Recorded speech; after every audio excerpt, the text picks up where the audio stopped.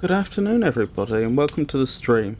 I'm Robert from El Magnifico Games and today we are going to continue with our normal Wednesday poetry and riddles. Specifically, we've been reading through the Oxford Book of English Verse, the 1900 edition. Regarding the poetry anyway, obviously we've been reading our riddles from a new collection of enigmas, charades and transpositions. Anyway, last week we finished on Icarus, which I think was by Anonymous, yes, so we don't know who actually published this. We've only just broken through into the 1600s, because of course the Oxford Book of English Verse is written in chronological order, as approximately as they can do. Obviously, with a lot of the poetry they don't know the precise date. Anyway, I will begin by rereading the last poem that we looked at, and then I will move on to some new poetry that we haven't seen before. So, Icarus. Love winged my hopes and taught me how to fly, far from base earth, but not to mount to high. For true pleasure lives in measure, which if men forsake, blinded they into folly run and grief of pleasure take. But my vain hopes, proud of their new taught flight, enamoured sought to woo the sun's fair light, whose rich brightness moved their lightness to aspire so high, that all scorched and consumed with fire, now drowned in woe they lie. And none but love their woeful hap did rue, for love did know that their desires were true. Though fate frowned, and now drowned, they in sorrow dwell, it was the purest light of heaven, for whose fair love they fell.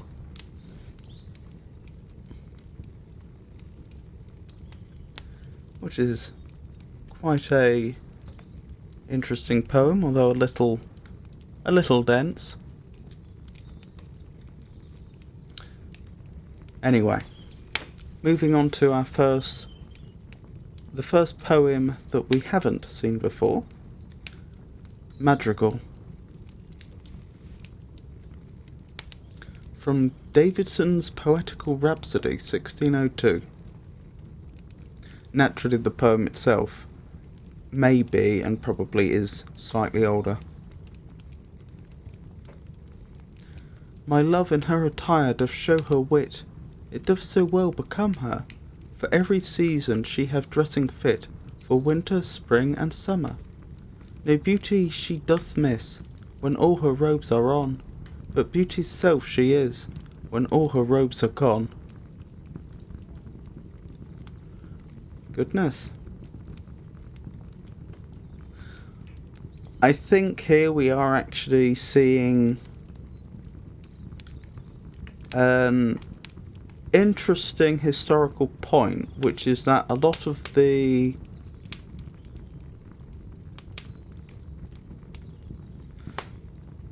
prudishness that we sometimes associate with those generations before us didn't actually really become majorly a thing until late Georgian times, as I understand it, and then the Victorians took it to whole new heights. So this is of course written in Tudor times, and I mean, I suppose they're being quite delicate about it, but at the same time it is a bit more gratuitous than I think the Victorians would have gone for. It's good though.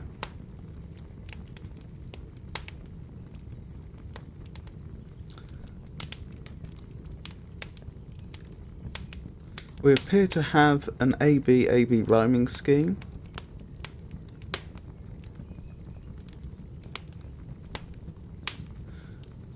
I'm not sure what's going on metrically though.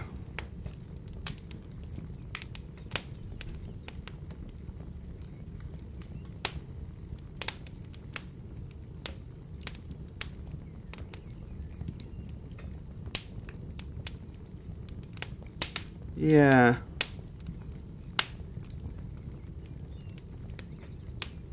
Certainly iambic in nature, but I can't see a clear form. It seems like it's quite free in the number of feet per verse, which is fine.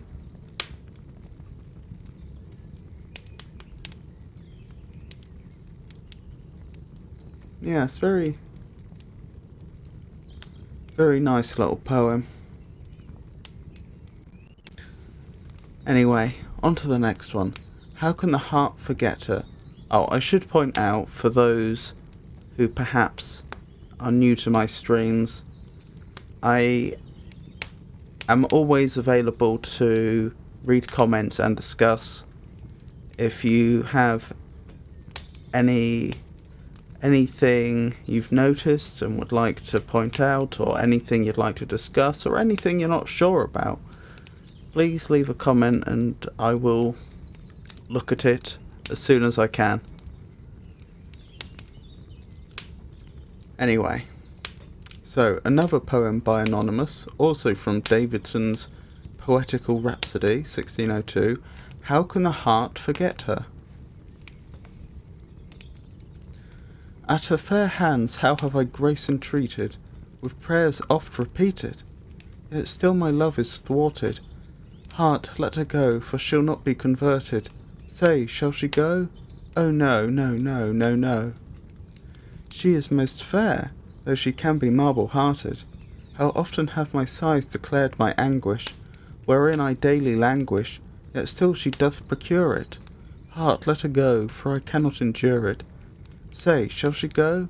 Oh no, no, no, no, no. She gave the wound, and she alone must cure it. But shall I still a true affection owe her, which prayers, sighs, tears do show her? And shall she still disdain me?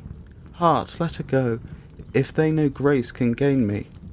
Say, shall she go? Oh no, no, no, no, no. She made me hers, and hers she will retain me. But if the love that hath and still doth burn me, no love at length return me, out of my thoughts I'll set her, Heart, let her go. Oh heart, I pray thee, let her. Say, shall she go? Oh no, no, no, no, no. Fixed in the heart, how can the heart forget her? That's quite a nice little one. And interesting too. Obviously it's about love lost. It's not the first poem we've read about being jilted.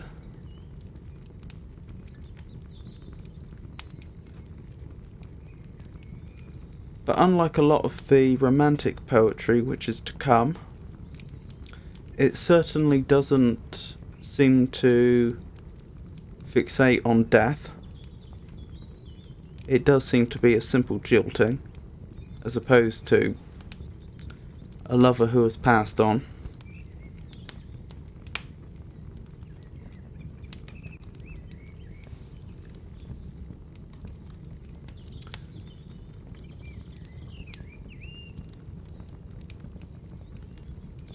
I think... yes, I think the rhyming scheme is a bit irregular. There is a tendency for it to be AABB,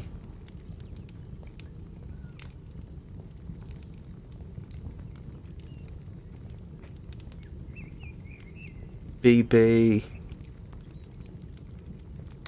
CCB, but it doesn't always do that, I don't think.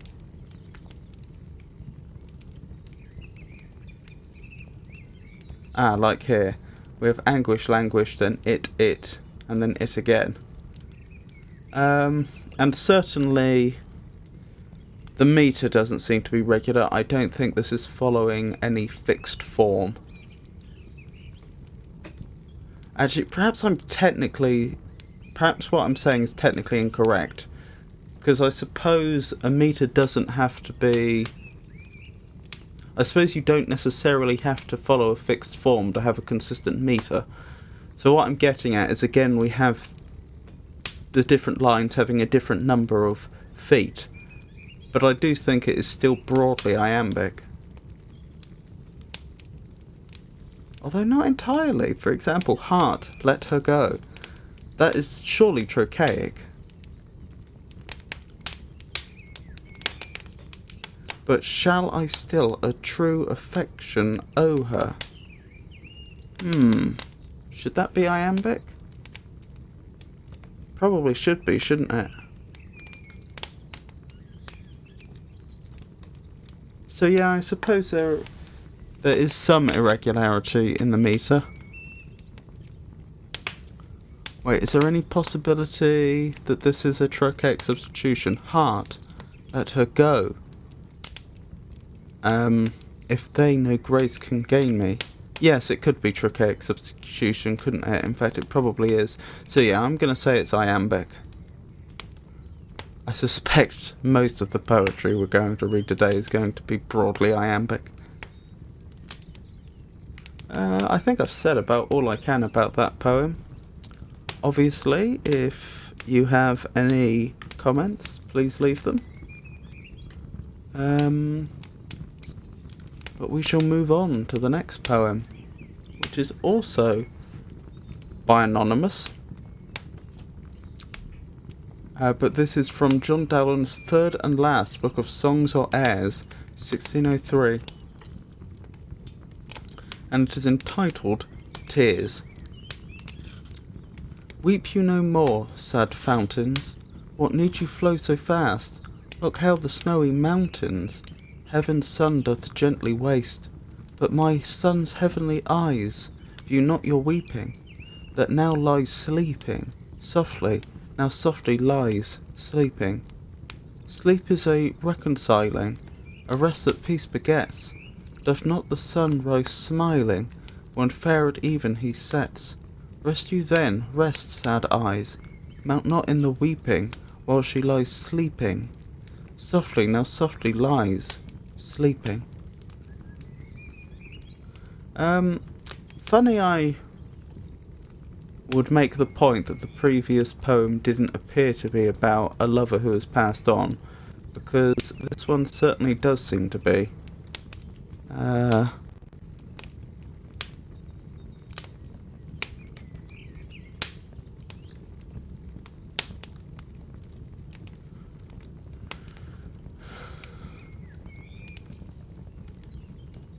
It's interesting that it doesn't explicitly reference death, though. It uses the very well-worn analogy of sleeping, but of course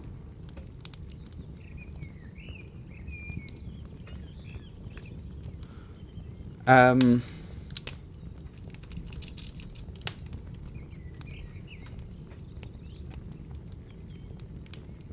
of course if someone were asleep, that wouldn't give you cause to weep, so it almost certainly is death, unless I'm fundamentally misunderstanding this.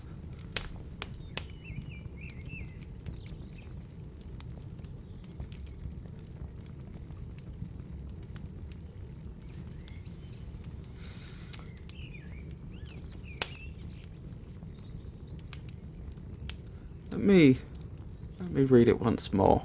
Weep you no more, sad fountains, what need you flow so fast? Look how the snowy mountains heaven's sun doth gently waste.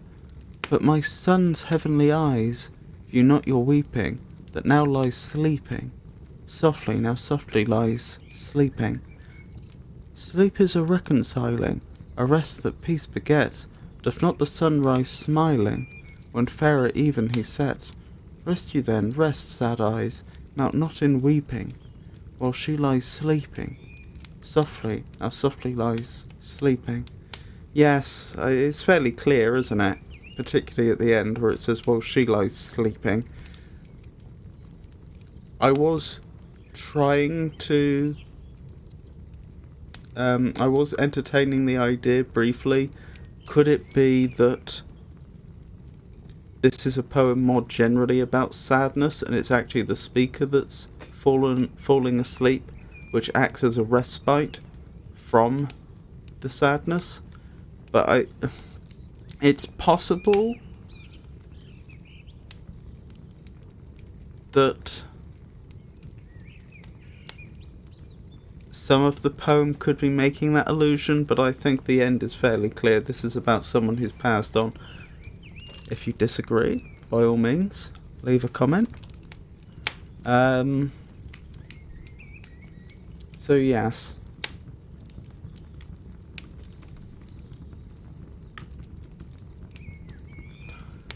What else do we have here?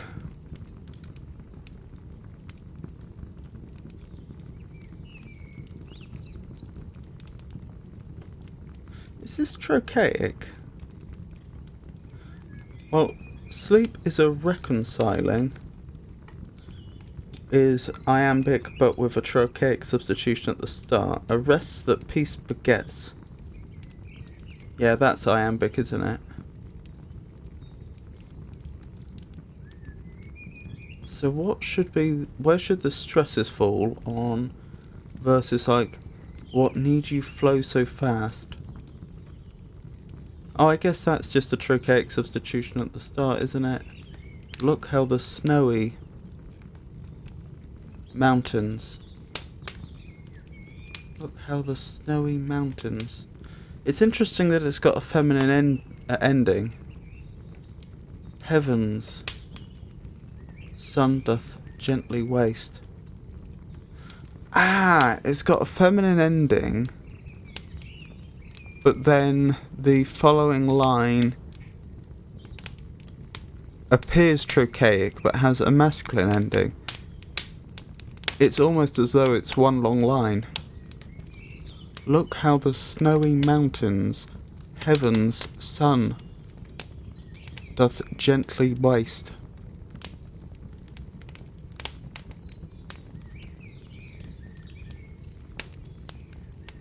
Yeah. It's almost like a 14er, isn't it?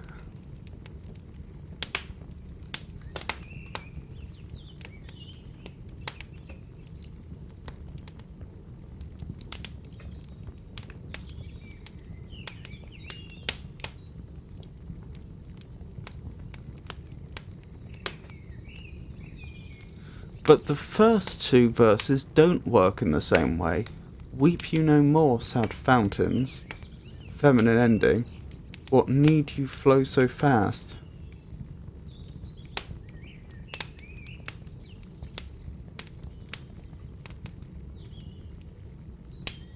I suppose that should be what need you flow so fast.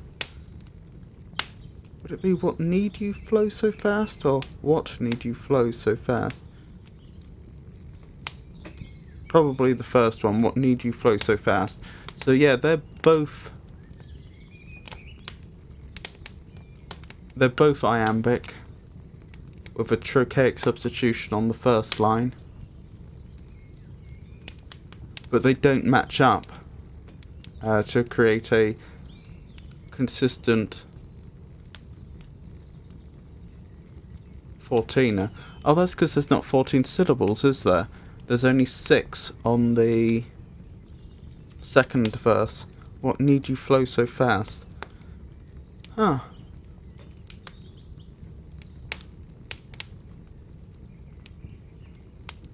It's interesting though. I mean, I think we're seeing a consistent theme here, that they're quite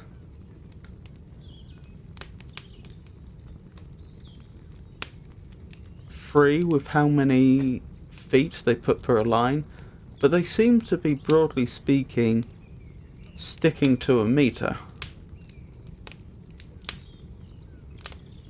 We have an AB, AB, C, DD, C, rhyming scheme, I think, and then of course we've got sleeping repeated as the final word.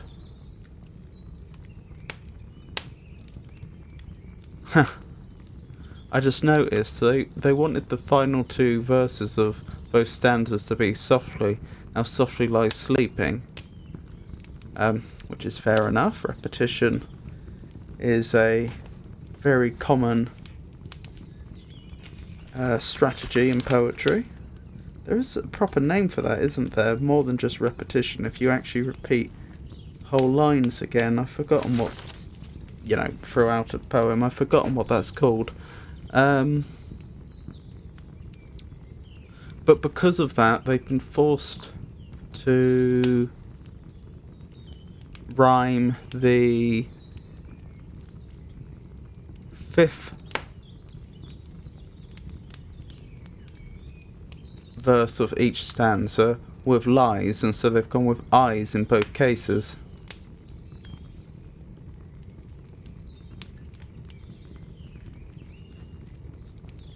Rather than choosing something different.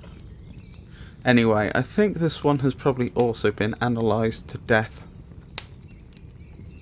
So again, if you'd like to, if you've noticed anything and would like to point it out, or anything else you'd like to discuss about this poem, please leave a comment. For now, I'll be moving on to the next one. This is also by Anonymous, also contained in John Dowland's third and last book of Songs or Airs, 1603, My Lady's Tears. I saw my lady weep, and sorrow proud to be advanced so, in those fair eyes where all perfections keep, her face was full of woe.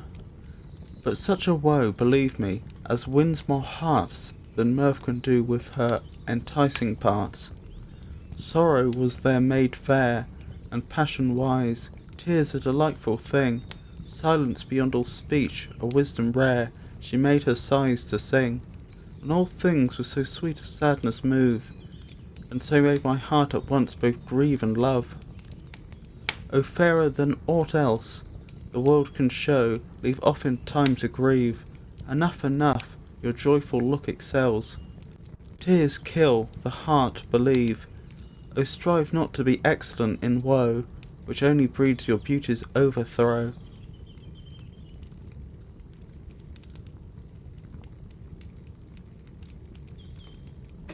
What an interesting poem.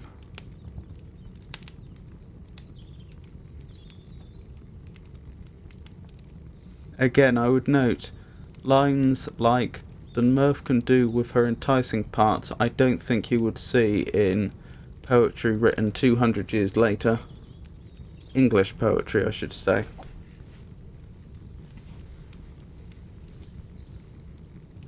What else was I thinking?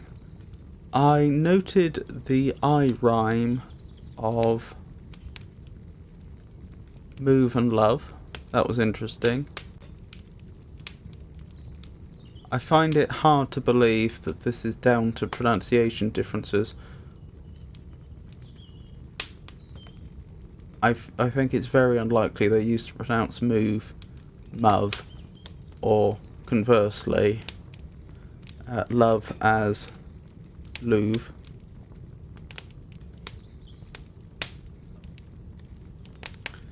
So presumably that is just an I rhyme. Interesting that they were using them 400 years ago though. More than 400 years ago. But of course that is something that we found. Even in the very early English poetry, they were already doing extremely advanced things that you might think had only developed in the 20th century, but nothing of the sort.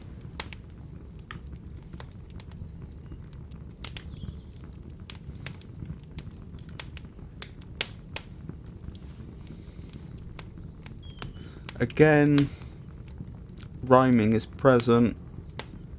The number of feet per a verse is irregular. I doubt it's of any known fixed form. Although one thing that is interesting is the fact that even though the poems appear to have almost arbitrary numbers of feet per verse, they do seem to keep the number of feet in a particular verse consistent between stanzas. It's like each poem is inventing its own form, which is interesting. If that is what they're doing, I can appreciate it. That would allow a great deal of freedom without necessarily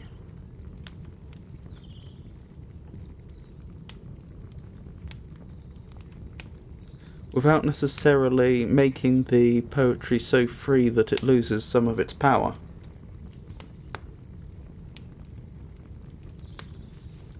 I think I'll give this one a second reading, because it did seem interesting. I saw my lady weep, and sorrow proud to be advanced so. In those fair eyes where all perfections keep, her face was full of woe.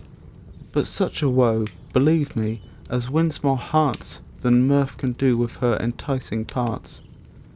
Sorrow was there made, and passion wise, tears a delightful thing, silence beyond all speech, a wisdom rare, she made her sighs to sing, and all things with so sweet a sadness move, as made my heart at once both grieve and love.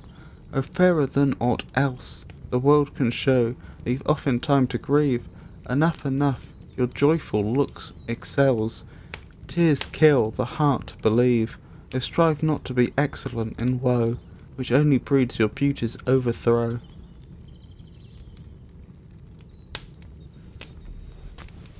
I feel like there's a lot going on here.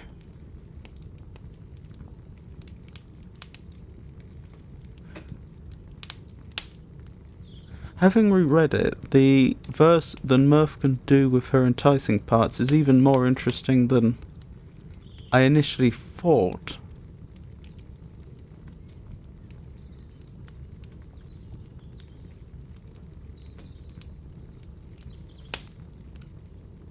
See, when I first read, but such a woe, believe me, as wins my hearts and mirth can do with her enticing parts, I thought her was referring to the object of the poem, the lady, and therefore it was a slightly vulgar reference. But of course, it could be that the enticing parts belong to mirth itself, in which case this is a personification of mirth, which almost makes you think of the way the Greeks and the Romans personified well, lots of things, lots of aspects of life, including emotions, into their gods. It's intriguing if that's what they meant. The poet. But also this idea of finding great beauty in this woman's grief is very interesting. It's not unique, but it's not a sentiment, as far as I'm aware, you often see portrayed a lot these days.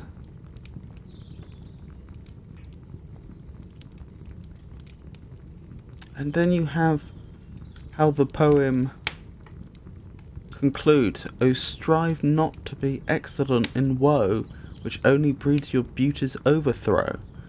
Because this, if I'm understanding correctly, that's suggesting that if you're excellent in woe, then your beauty will be lost. But then he's talking about how beautiful he has up to this point been talking about how his lady's weeping is so beautiful, and at the same time how moving it is, which at face value seems like a contradiction.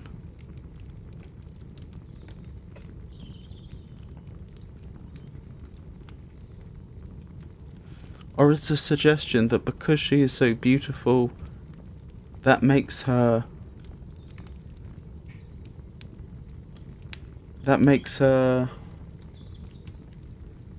poor at woe? Is that the suggestion, or am I misunderstanding? It is an interesting one, I think. Anyway, we'd best move on, hadn't we? So yet another poem by Anonymous, this time from Thomas Bateson's first set of English madrigals, 1604. I'm going to double check the meaning of madrigal.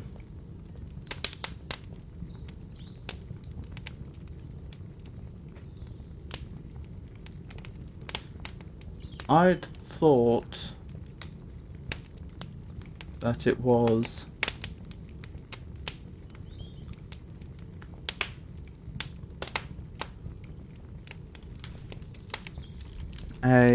was it a type of poem or a type of song? A song for a small number of unaccompanied voices from the 13th century Italy. A polyphonic song for about 6 voices from the 16th century Italy. A short poem, often pastoral and suitable to be set to music. Okay, so it could be either. Pastoral, does that mean rustic, with an analogy to a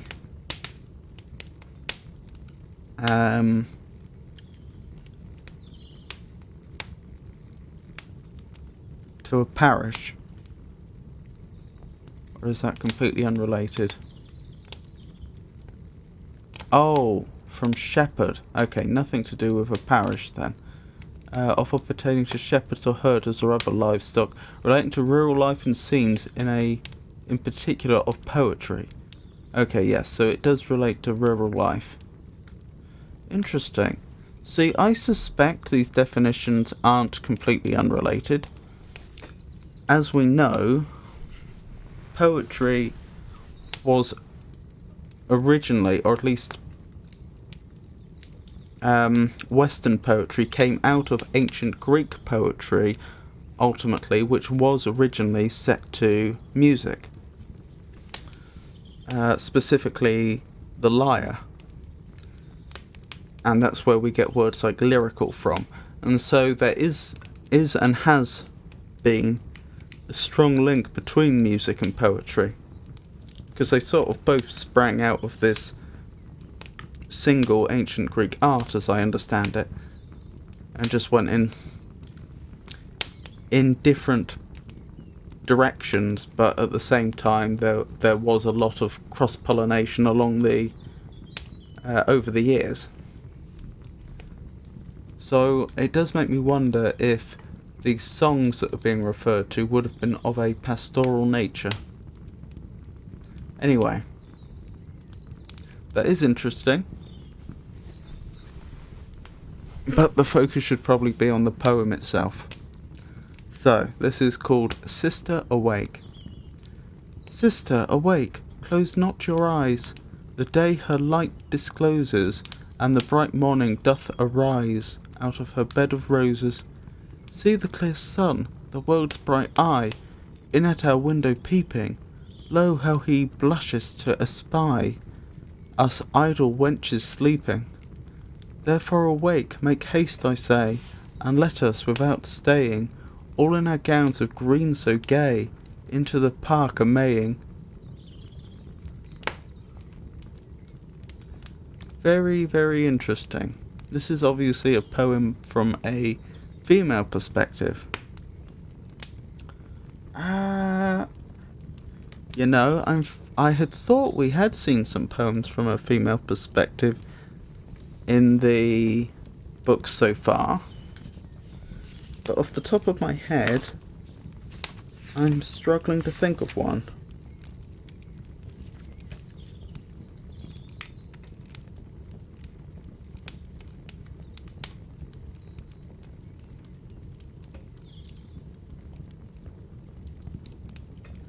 Definitely seems very male dominated so far, both in perspective and in authorship, although admittedly with these anonymous poems we can't be sure.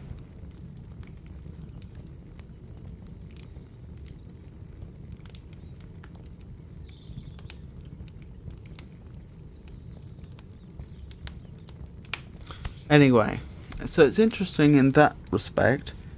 Interesting that the speaker refers to us idle wenches sleeping. It seems quite mutually denigrating, which is interesting. A wench obviously being a girl or young woman, especially a buxom or lively one. Oh, okay. I had thought that it was actually a term that was slightly, what's the word, slightly critical of a woman's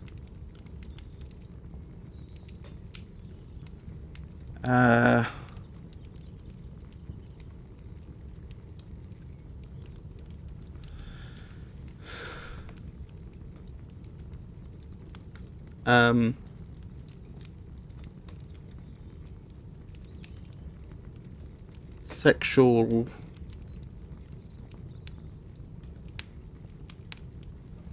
goodness me, why has my mind gone blank?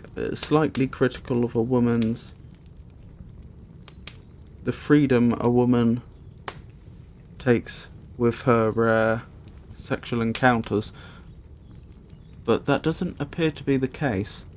Oh, archaic, a promiscuous woman, a mistress. So yes, it does have that connotation as well.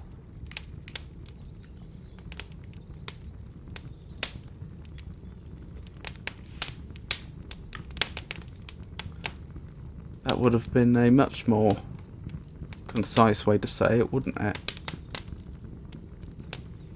Promiscuous.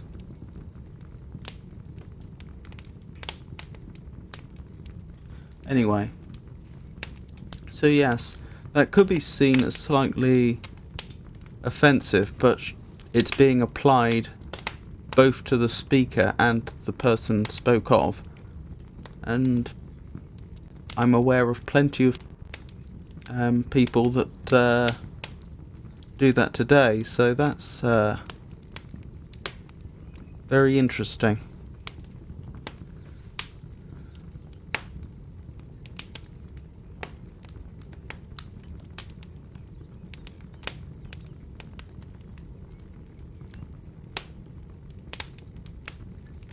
What do they mean by a maying?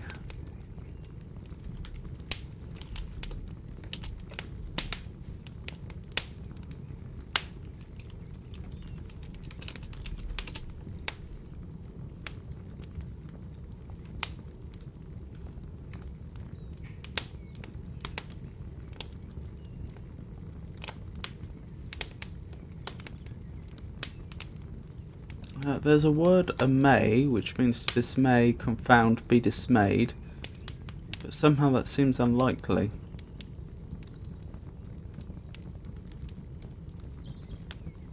In this context. I don't know. Anyway. Interesting subject matter.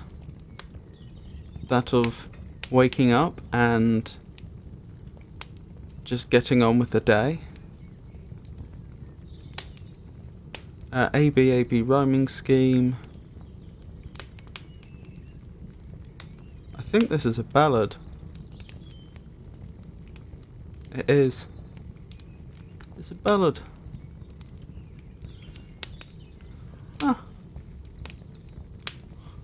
Interesting little poem. So, moving on, I suppose. So again by Anonymous, Devotion. From Captain Tobias Hume's The First Part of Airs, etc., 1605. So, Devotion. Fain would I change the note to which fond love have charmed me, long, long to sing by rote, fancying that harmed me. Fancying that harmed me. Yet when this thought doth come, love is the perfect sum of all delight. I have no other choice, either for pen or voice, to sing or write. O love, they wrong thee much, that say thy sweet is bitter, when thy rich fruit is such as nothing can be sweeter. For a house of joy and bliss, where truest pleasure is, I do adore thee. I know thee what thou art. I serve thee with my heart, and fall before thee.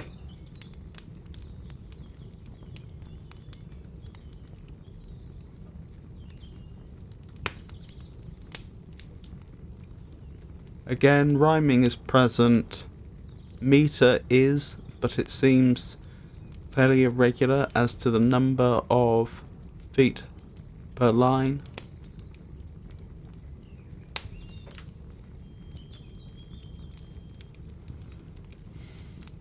The subject of the poem seems to be in the defense of a lady, if I've understood correctly.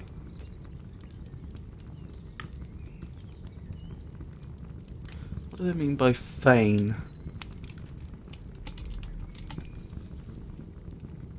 I know to feign would be to pretend to do something, to give the impression you're doing something, but what about feign? Oops. There we go. Well pleased, glad, satisfied, contented, eager, willing, or inclined to, obliged or compelled to. And this is an adjective.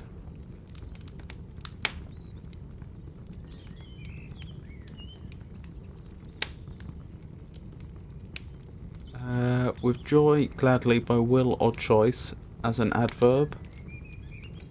To be delighted or glad, to rejoice, to gladden, as a verb.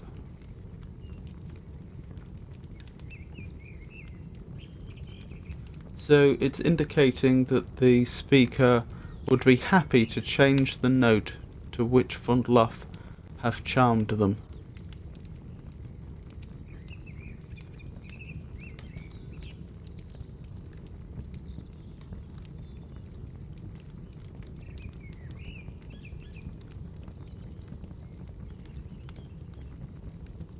No, I've rather misunderstood this poem, haven't I? It's referring to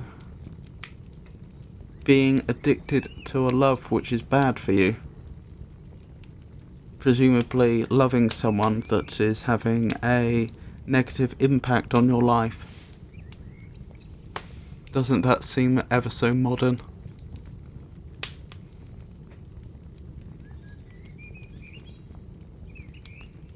It's good.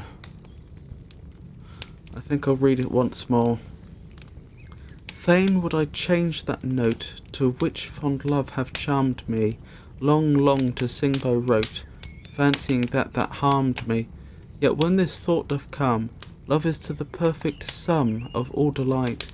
I have no other choice, either for pen or voice, to sing or write. O love, they wrong thee much, that say thy sweet is bitter, when thy rich fruit is such as nothing can be sweeter. The house of joy and bliss, where truest pleasure is, I do adore thee. I know thee what thou art, I serve thee with my heart, and fall before thee. So yes, I think the suggestion is that the individual that they love is having a negative impact on their life, but love itself is a very sweet and joyous thing.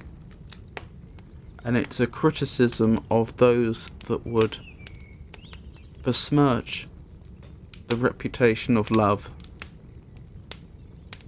despite the speaker being well aware of the harm that their relationship is causing them.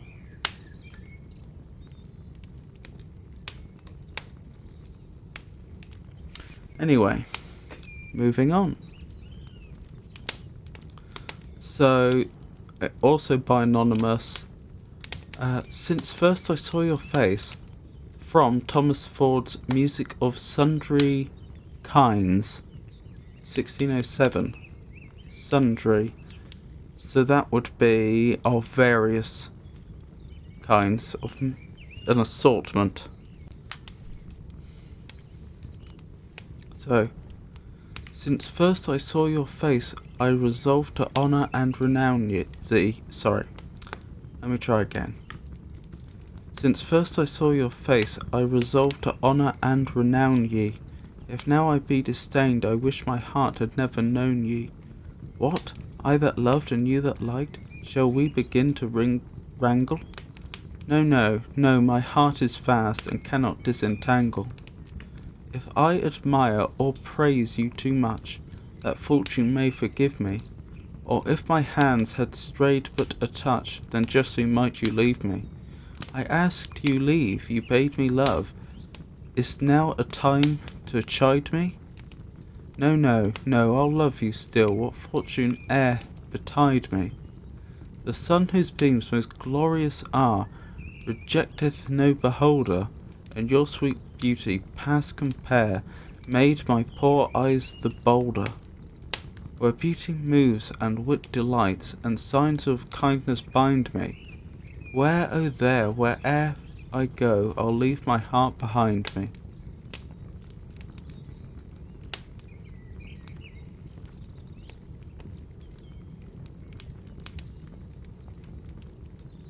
So rhyming couplets, I think it's written in 14ers. I asked you leave, no bade me love. Is now a time to chide me. That's 15 syllables, but that would still be 7 feet. No, no, no, I'll love you still, what fortune e'er betide me. Yeah. So I think this is written in 14ers. Do we have much alliteration? Because I understand that's something that often accompanies 14ers.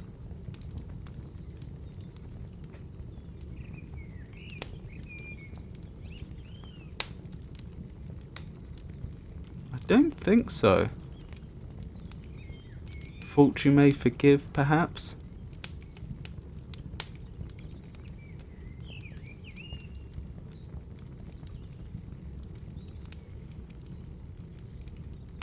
Fortune e'er betide? Because in both cases it's the second syllable that's stressed. It's fortune, not fortune. It's fortune and betide. So there's alliteration with the T's. But yeah, it doesn't seem massively over-alliterated like a lot of 14ers supposedly are.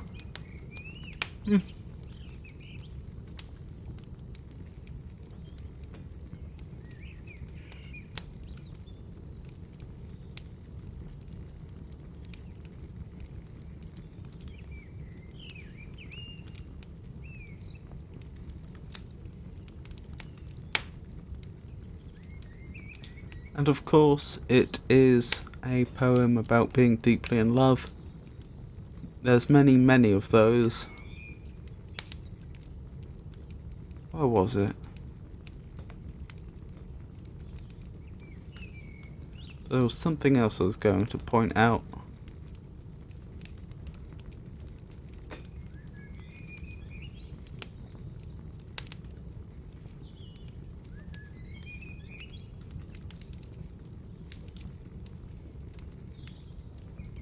Oh, here it was. Where beauty moves and wit delights.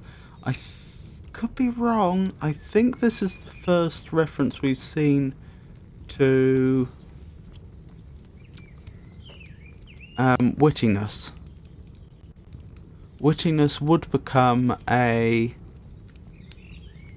very respected quality of those in the middle and upper classes, and something that would often be attributed to a desirable individual. You know, particularly in a romantic sense. I could be wrong. There's a chance we saw it before then in the Tudor. Well, this is technically still Tudor, isn't it? Because we're in the 1600s. No, wait. When did Queen Elizabeth die? I think she died in 1601. Which would mean this would be just barely Stuart.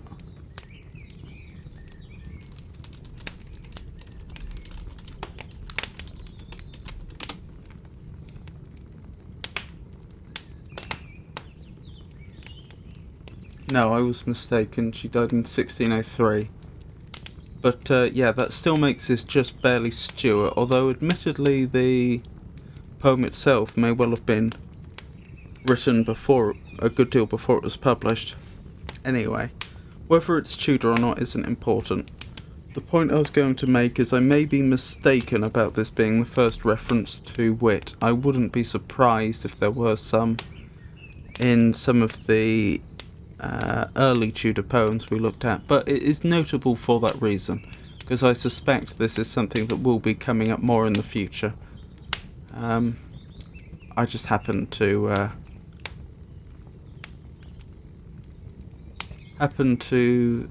see it in this poem of 1607. Anyway, moving on.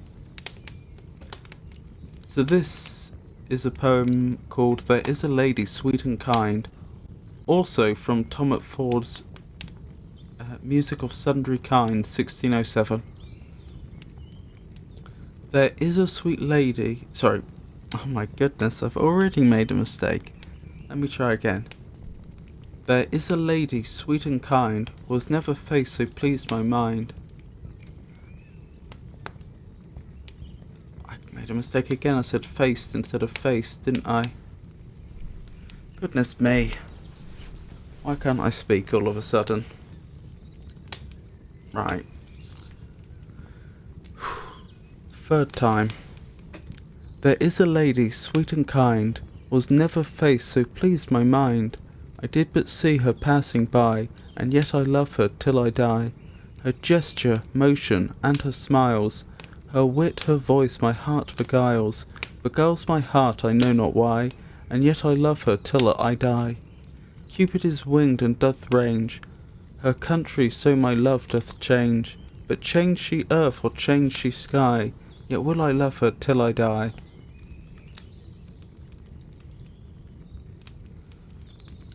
Very interesting. I believe that it's written in iambic tetrameter and in rhyming couplets.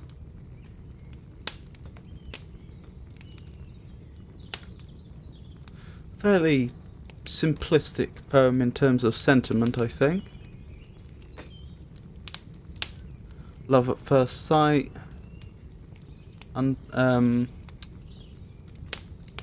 faithful love, all themes that we've seen before and will see many times again, I'm sure.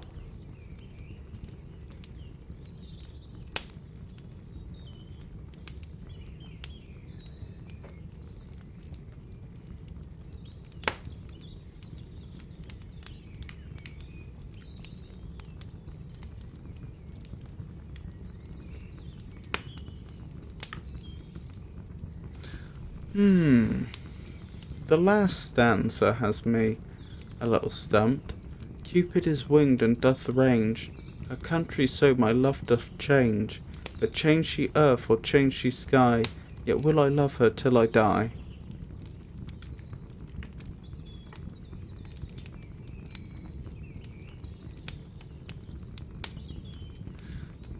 Is that literally suggesting that she keeps moving from country to country, or is there another meaning that's going over my head here? Because Cupid is certainly male, so when the speaker refers to her country, I think it's must surely be the country of the person he loves, the one he admires, that he must be talking about.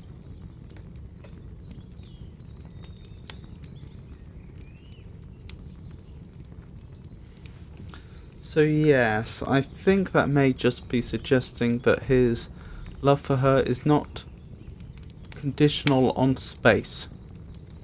Should she move to somewhere far away, he will still love her, I think, is what's being expressed there. Could be wrong. If you disagree, by all means, leave a comment. Now, let's move on. Love not me for comely grace. John Willay's second set of madrigals, 1609.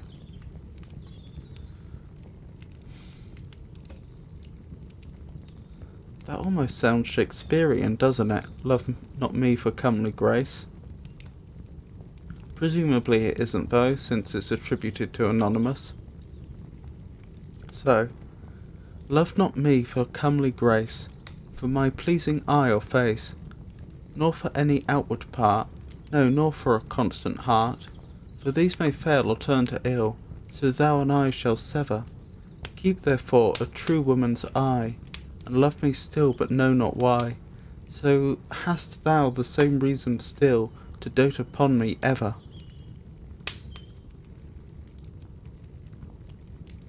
We've read this before, haven't we? When we were making our way through the book, the anthology in fact, the 100 Best English Poems.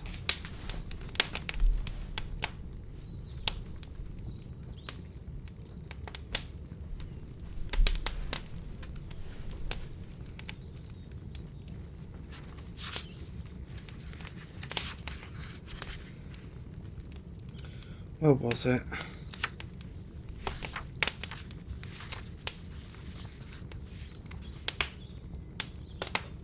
Yes, this was in fact the very, very first poem we read on stream. In the 100 Best English Poems, it was attributed to Anonymous and entitled Madrigal.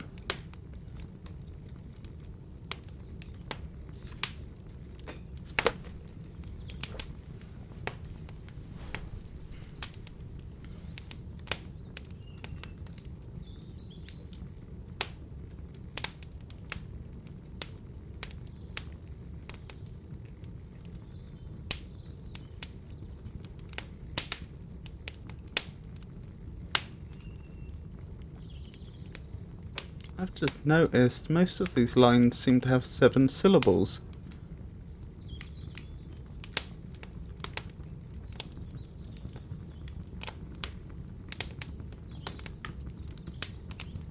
Which is interesting.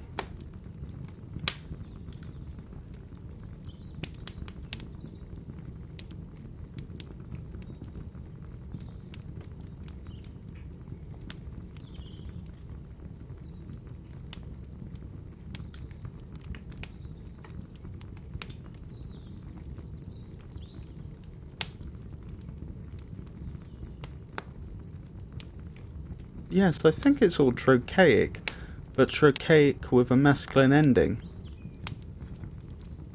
So I guess that would make it a trochaic tetrameter with the final syllable docked.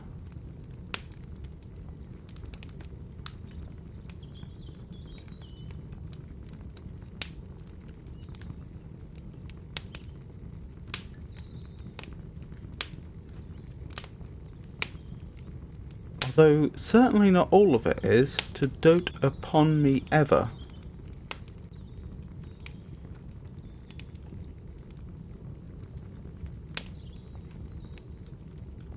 That's 7 syllables, but that has a feminine ending, and it begins with a weak syllable, which would make it iambic as well. So it certainly has a very interesting form.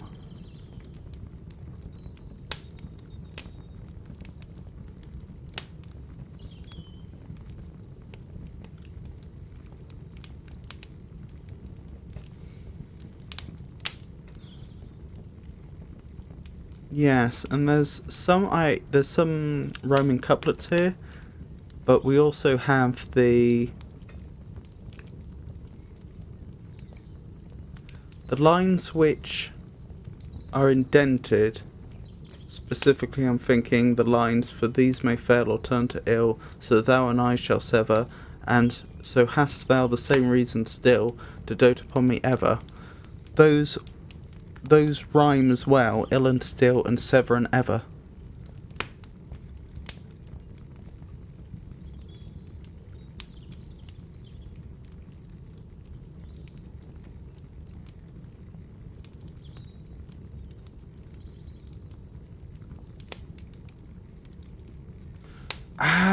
So in both cases, the preceding line is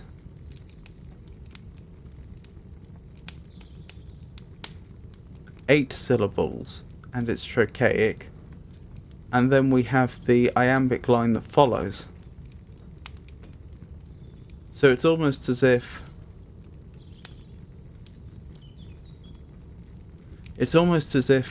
where one line finishes, the other one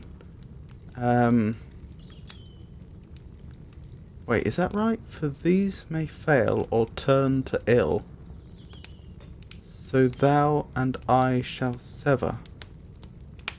So hast thou the same reason still to dote upon me ever."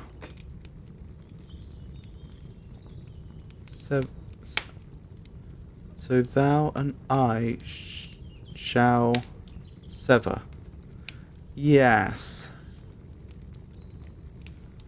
So so I could be wrong. I think it's mostly trochaic, other than the indented lines, which are iambic. Huh. Well, yet again, I think I've analysed this to death.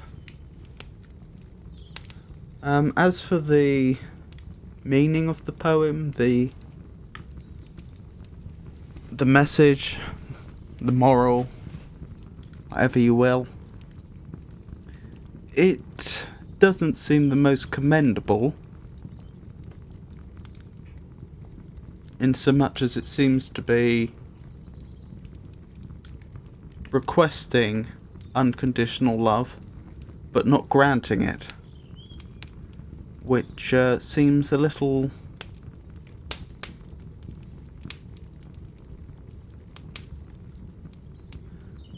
hypocritical. We also can see that it's a male speaker and a female spoken of, which again, perhaps not the most politically correct sentiments to a early 21st century eye.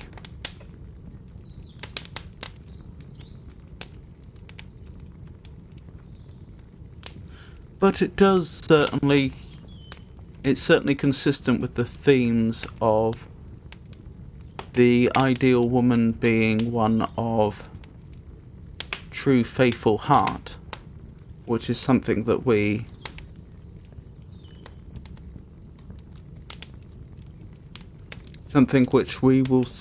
see a lot in certainly historic English literature. I'm assuming that it was probably more of a wider European thing, but I suppose I don't know that. Anyway, moving on. The Awakening, from John Atty's First Book of Airs, 1622. Goodness, we're moving on. So the book was published 13 years later. Naturally, the poems may have been written before then.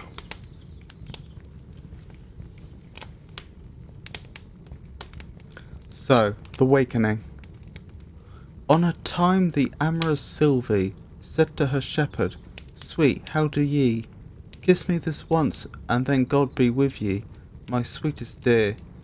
Kiss me this once, and then God be with ye, for now the morning draweth near." With that her fairest bosom showing, opening her lips, rich perfumes blowing, she said, "Now kiss me, and be going, my sweetest dear. Kiss me this once, and then be going, for now the morning draweth near." With that the shepherd waked from sleeping, and spying where the day was peeping, he said, "Now take my soul in keeping, my sweetest dear. Kiss me and take my soul in keeping, since I must go, now day is near." That is an interesting one. Certainly, I find it very notable that the writer of this poem seemed to be under the impression that a shepherd's lover would be wearing perfume. That is very, very interesting, because shepherds traditionally we don't think of as being all that wealthy. I know in medieval times that there was a very prosperous wool trade in England, which is why I think it's is it the Chancellor of the Exchequer that... Who is it? One of the senior members of government who sits on a bag of wool. As a reminder, traditionally, of England's source of wealth.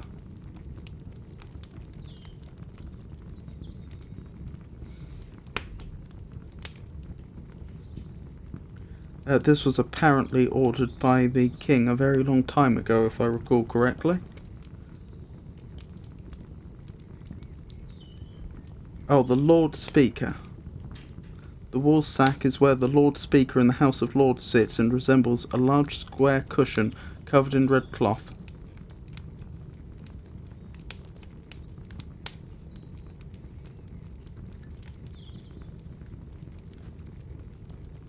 Before 2006, it was the seat of the Lord Chancellor. Okay, it was the Lord Chancellor I was thinking of.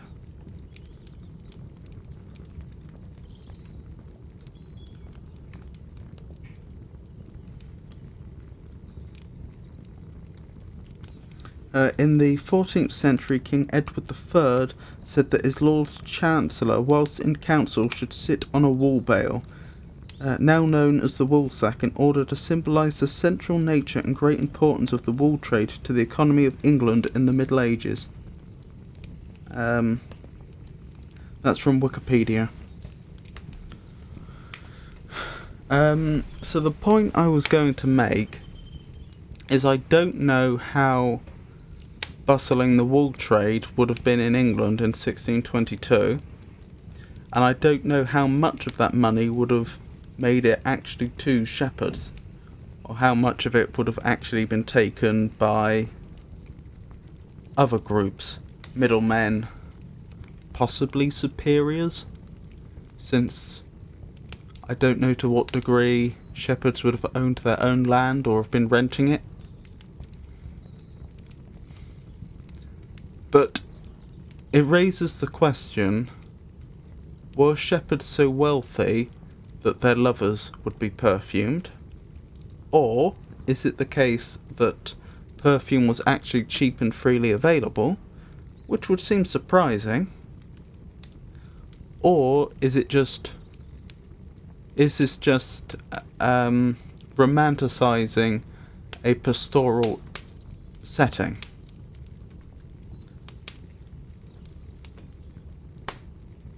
Whereby, in fact, it's not factually accurate. I don't know the answer, but it's notable. I also thought it was particularly notable how much it repeated itself.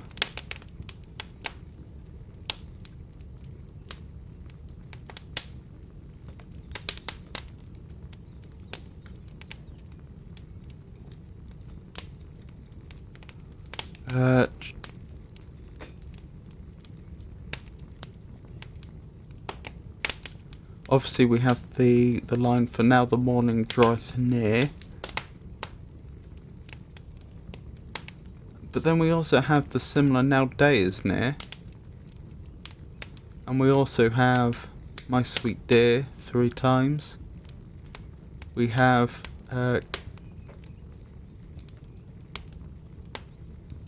kiss me this once and then God be with ye.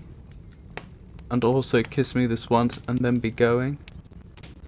And also kiss me and take my soul in keeping.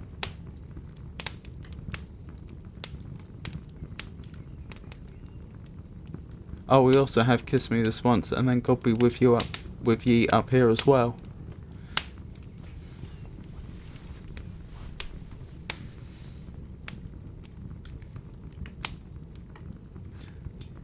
It's interesting the effect it has to have so much repetition. So I think I'll read it once more and then we will move on to the next one. As with a lot of the poems before, rhyming is present. Obviously meter is present as well, although it doesn't seem to be following a fixed form, at least not any fixed form I'm aware of.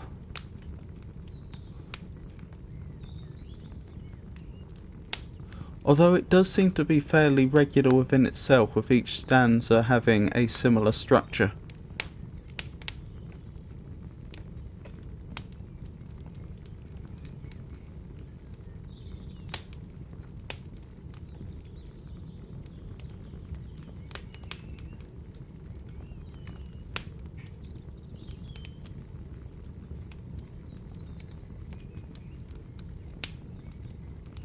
Yes, I'd have to analyse it more closely, but I think I think it is actually the same number of feet per verse between each stanza. That is to say, the first verse in each stanza having the same number of feet, and so on and so forth. As I was saying, I'll read once more and then we will move on. On a time the amorous Sylvie said to her shepherd, "Sweet, how do ye? Kiss me this once, and then God be with ye, my sweetest dear. Kiss me this once, and then God be with ye, for now the morning draweth near." With that her fairest bosom showing, opening her lips, rich perfumes blowing, she said, "Now kiss me and be going, my sweetest dear. Kiss me this once, and then be going, for now the morning draweth near." With that the shepherd waked from sleeping, and spying where the day was peeping, he said, "Now take my soul in keeping, my sweetest dear. Kiss me and take my soul in keeping, since I must go, now day is near." I do like the fact that not only is there a lot of repetition, but there's a lot of variation on repetition. For example, he said, "Now take my soul in keeping," then later, "Kiss me and take my soul in keeping." Very similar, but not identical.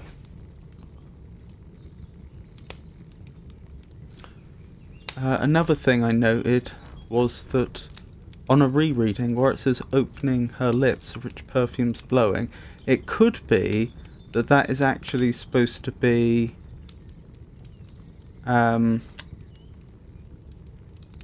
metaphorical, not not literal.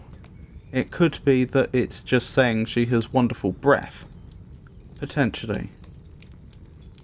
Or, I'll tell you what, it says rich perfumes blowing. That could be in the wind, not on her person. So again, it could be part of romanticising a pastoral scene. It could be the perfume from flowers in the air. It's interesting. I did wonder if there's any significance to the name Sylvie.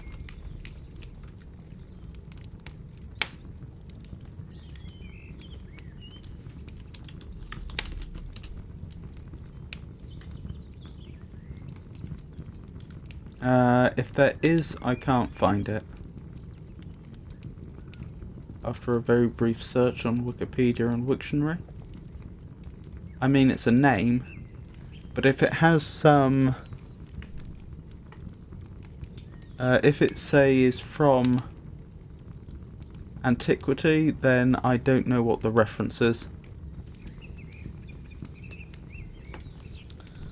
Let me make a quick note of something, and then we will continue.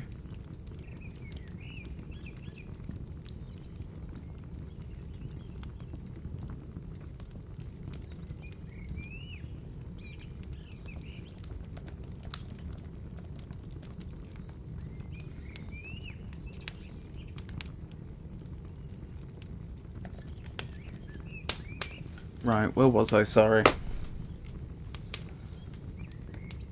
Phillida and Corydon by Nicholas Breton.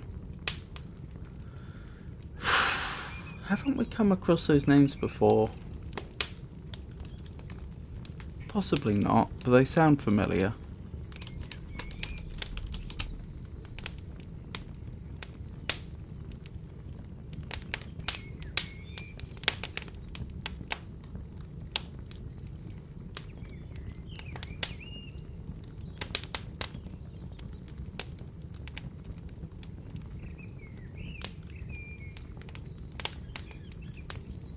I don't think any of those possible uses of the word Corydon help. Phillida? No, I think we're out of luck. Bit of a pity. Again, I suspect it's a mythological reference, but I don't know to what. Possibly not. So, let's begin. In the merry month of May, in a morn by break of day, forth I walked by the woodside, when as May was in her pride. Then I spied all alone, Phillida and Corydon. Much ado there was, God wot. He would love and she would not. She said, never man was true. He said, none was false to you. He said, he had not loved her long. She said, love should have no wrong. Corydon would kiss her then. She said, maids must kiss no men, till they did for good and all. Then she made the shepherd call, all the heavens to witness truth. Never loved a truer youth.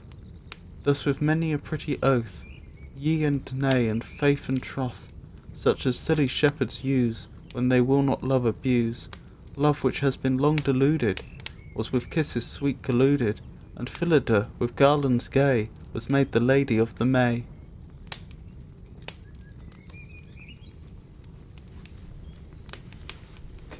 Okay, right, what does it mean by God what? Is that a corruption of God rot? If it is, I wonder why. Oh, archaic to know.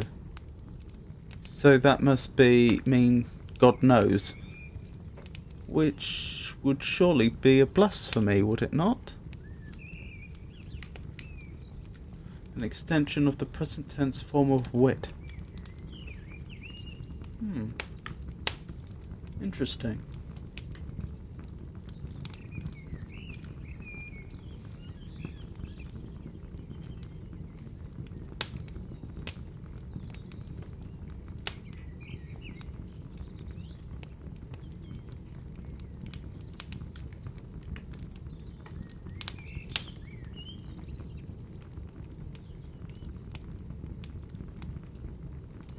It's trochaic, isn't it?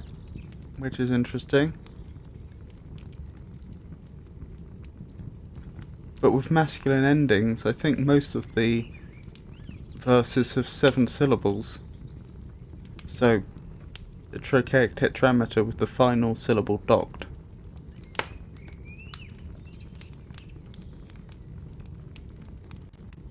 Although not all of it, forth I walked by the woodside. I think by the would both be unstressed, and then it would be a stressed wood, and then a unstressed side being a feminine ending. When as May was in his pride. Well, that's just a Pyrrhic substitution, isn't it? Such it was in his would all be unstressed.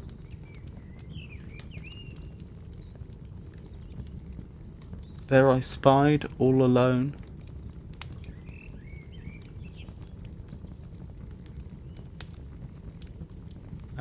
that's obviously only 6 syllables. Although, interesting rhythm. There I spied, which is so far trochaic, all alone. It's alone, not alone, alone. So that sort of breaks the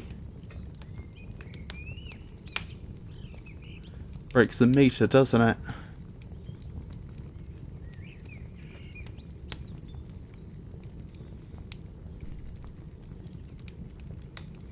And it's all in rhyming couplets. It's an interesting one. Bit different to the ones we've been reading immediately before this. Certainly has a different sound to it. Different rhythm. So let's read that once more. In the merry month of May, in a morn by break of day, forth I walked by the woodside, when as May was in his pride. There I spied, all alone, Philida and Corydon. Much ado there was, God wot, he would love and she would not. She said never man was true, he said none was false to you. He said he had loved her long, she said love should have no wrong. Corydon would kiss her then, she said maids must kiss no men, till they did for good and all. Then she made the shepherd call all the heavens to witness truth, never loved a truer youth. Thus with many a pretty oath, yea and nay, and faith and troth, such as silly shepherds use, when they will not love abuse. Love which had been long deluded, was with kisses sweet concluded, and Philida with garlands gay, was made the lady of the May. So I think this is describing a wedding, is it not? That the young man was trying to be romantic with his love interest, and her response was one of chastity, that you should not do such a thing when unwedded, and so they got married, I believe. I think that's what it's saying. And that's what was made the lady of the May, I think, is referring to. That they got married in May, and this being her big day, she was then the lady of the May. I wonder if the month of May has some other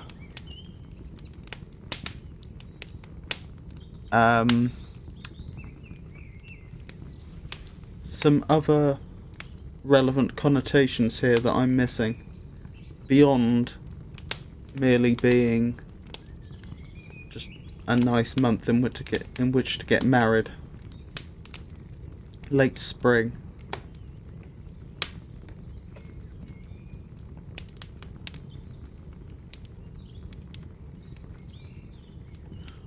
No, it would be early summer, wouldn't it? May would be... Is May the first month of summer?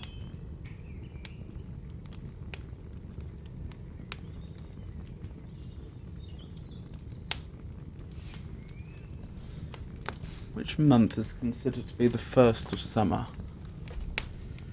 I think it may well be May.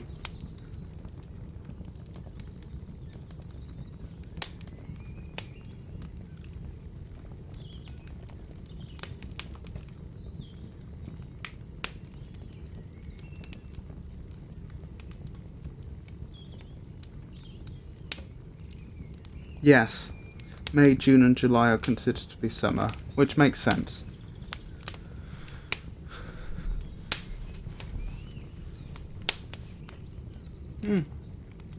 Very interesting little poem. But moving on, we have another poem by Nicholas Breton, A Cradle Song. From The Arbour of Amorous Devices, 1593 to 1594. Yes, I don't think the previous poem was attributed to any specific work. Oops, I do apologise. Let me rectify that. There we go.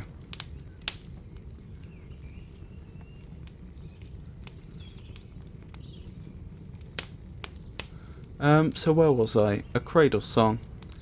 Come, little babe, come, silly soul, thy father's shame, thy mother's grief, born as I doubt to all our dole, and to thyself, unhappy chief, sing lullaby and lap it warm, poor soul that thinks no creature harm.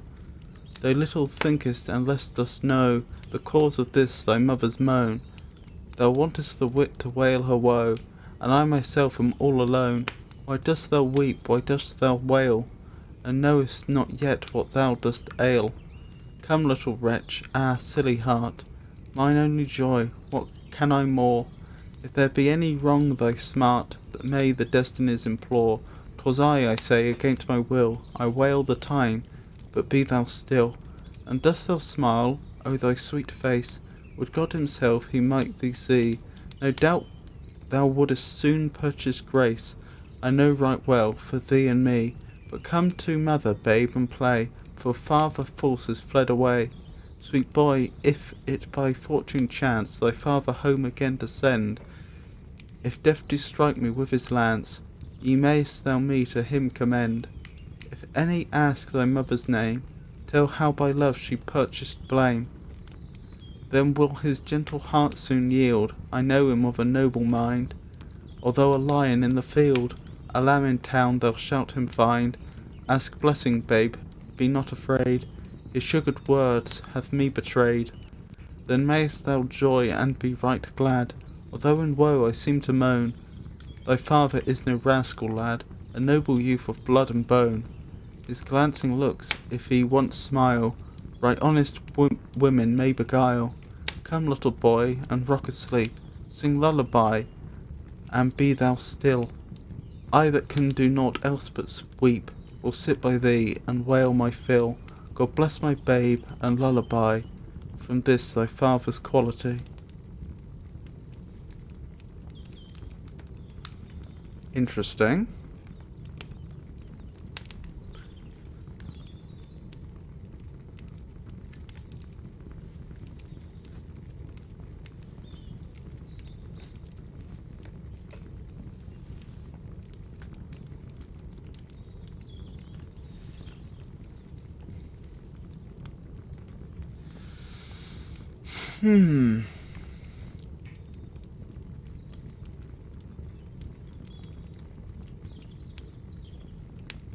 Okay, what do they mean by dull?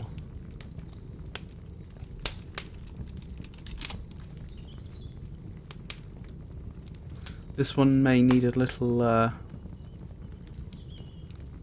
more analysis than some of the others. Money or other goods given as charity. Distribution, dealing, apportionment. Informal, payment by the state to the unemployed. Yes, that's the sense in which I knew the word. A boundary, a landmark. Written dialectical, or void space left in tillage.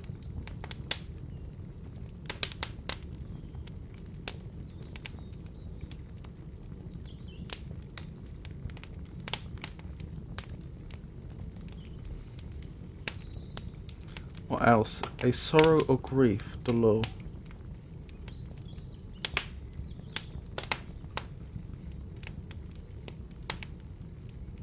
Interesting.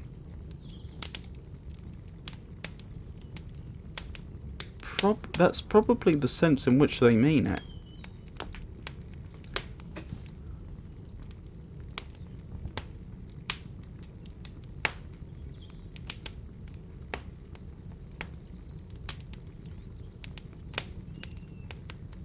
Born as I doubt to all I dole.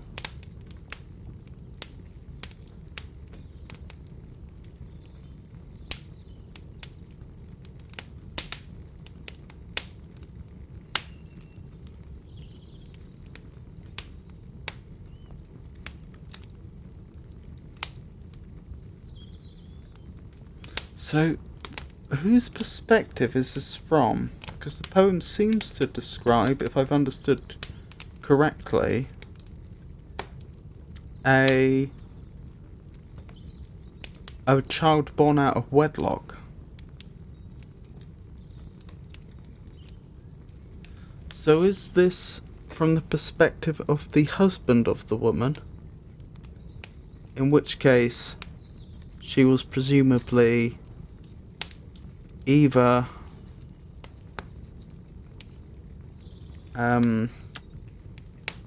either she cheated on him or they hadn't yet married, in which case he would have been marrying a woman that already had a child out of wedlock. Or have I misinterpreted and this is from someone else's perspective entirely? It's clearly not from the perspective of the child, because it refers to the child.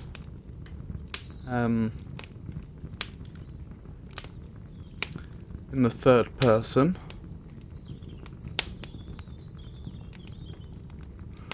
Okay, so let's have a more slow, careful read through this. Come, little babe, come, silly soul, thy father's shame, thy mother's grief, born as I doubt to all our dole.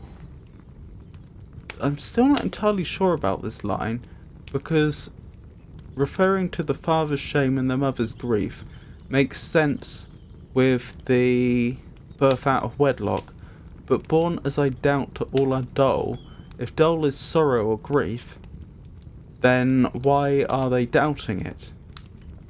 Or is that the suggestion that actually it isn't such a terrible thing? And to thyself, unhappy chief.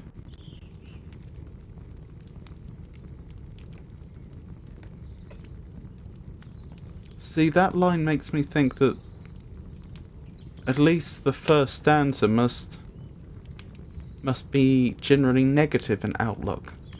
So born as I doubt to all our dole doesn't make sense in that context. Unless doubt had another meaning.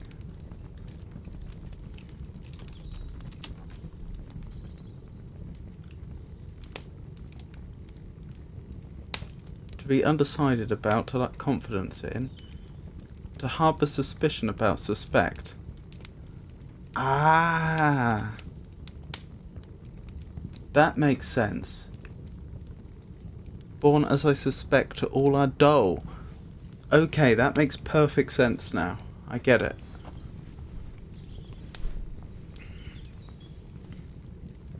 That is quite a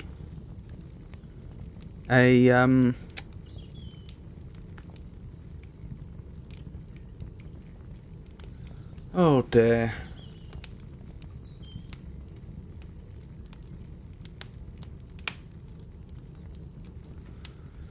Can't speak today, can I?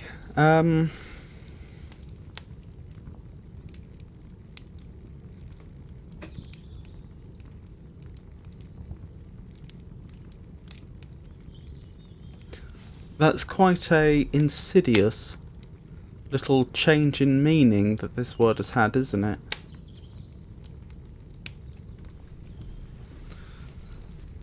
It almost completely flips the meaning of the sentence. And yet the two meanings aren't even that far apart. Anyway, where was I? Sing lullaby and lap it warm, poor soul that thinks no creature harm. Thou little thinkest and less dost know the cause of this thy mother's moan. Thou wantest the wit to wail her woe, and I myself am all alone.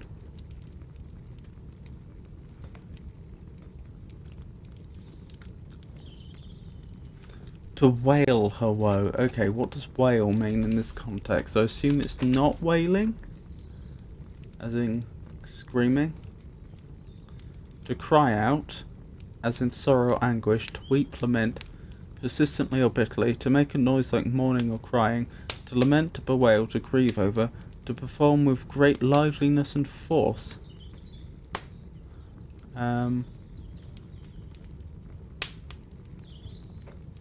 Yeah, that seems to be it. Thou wantest the wit to wail her woe.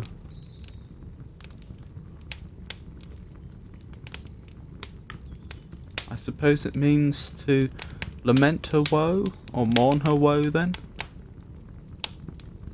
And I myself am all alone. So who are you? Why dost thou weep? Why dost thou wail? And knowest not yet what thou dost ail. Oh, because the babe is crying, and the point the speaker is making is, why are you crying when you don't yet know the reason to cry? Come, little wretch, ah, silly heart, mine only joy, what can I more? If there be any wrong thy smart, that may the destinies implore, 'twas I say, against my will, I wail the time, but be thou still. And doth thou smile, O thy sweet face? Would God himself he might thee see, no doubt thou wouldst soon purchase grace. I know right well, for thee and me, but come to mother, babe, and play, for father false is fled away. Sweet boy, if it by fortune chance, thy father home again to send, if death do strike me with his lance, yet mayst thou me to him commend.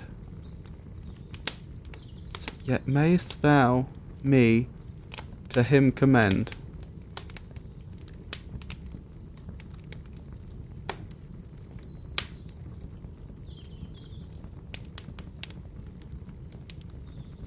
If any ask thy mother's name, tell how by love she purchased blame.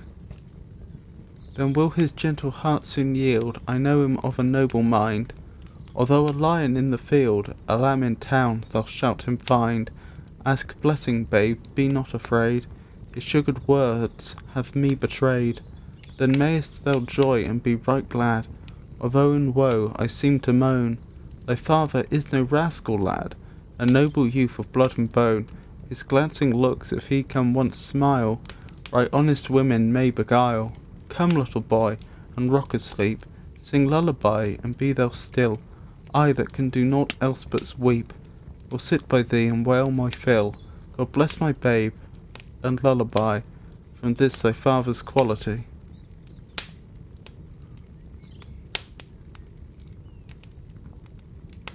Well, this actually suggests that it is from the mother's perspective.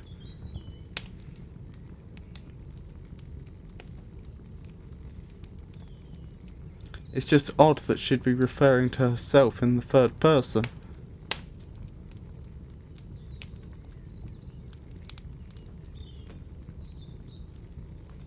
I think that is the intention, though. I think it is supposed to be from the mother's perspective, since it's obviously the speaker's child. God bless my babe.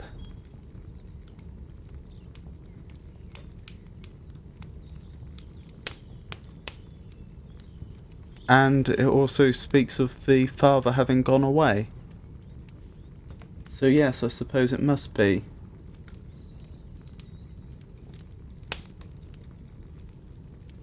From the mother's perspective. Which is interesting. I'm not sure I remember reading a... Have we even read any poetry about a child yet?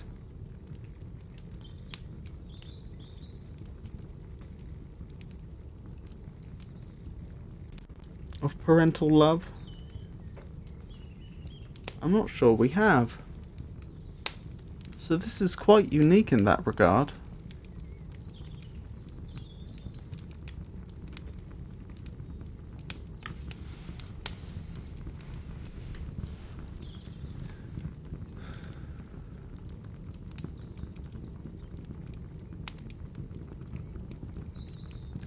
We appear to have an A-B-C-C rhyming scheme.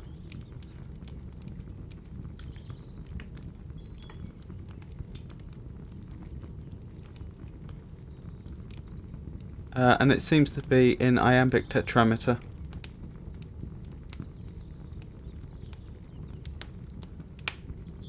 It is rather good, isn't it? Technically speaking.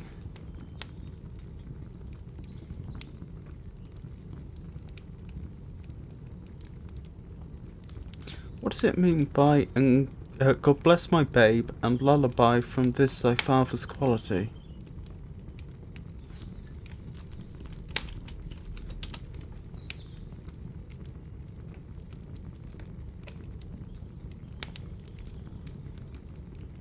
Obviously, as a noun, it can mean a cradle song, a soothing song to calm children or lull them to sleep, as a verb to sing a lullaby too.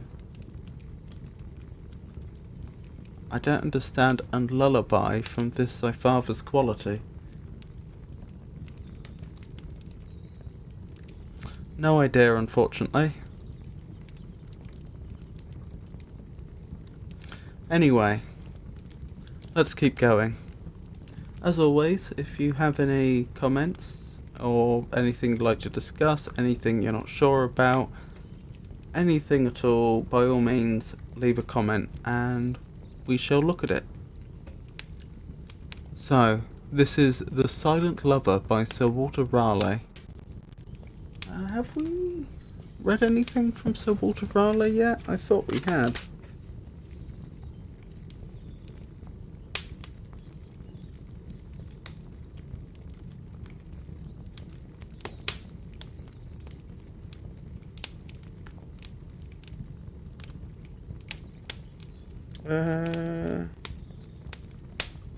Apparently not.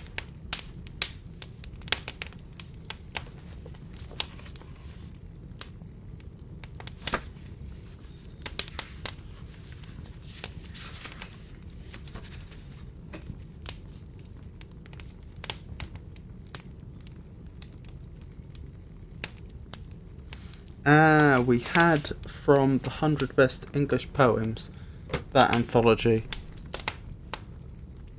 So perhaps that's what I was thinking of.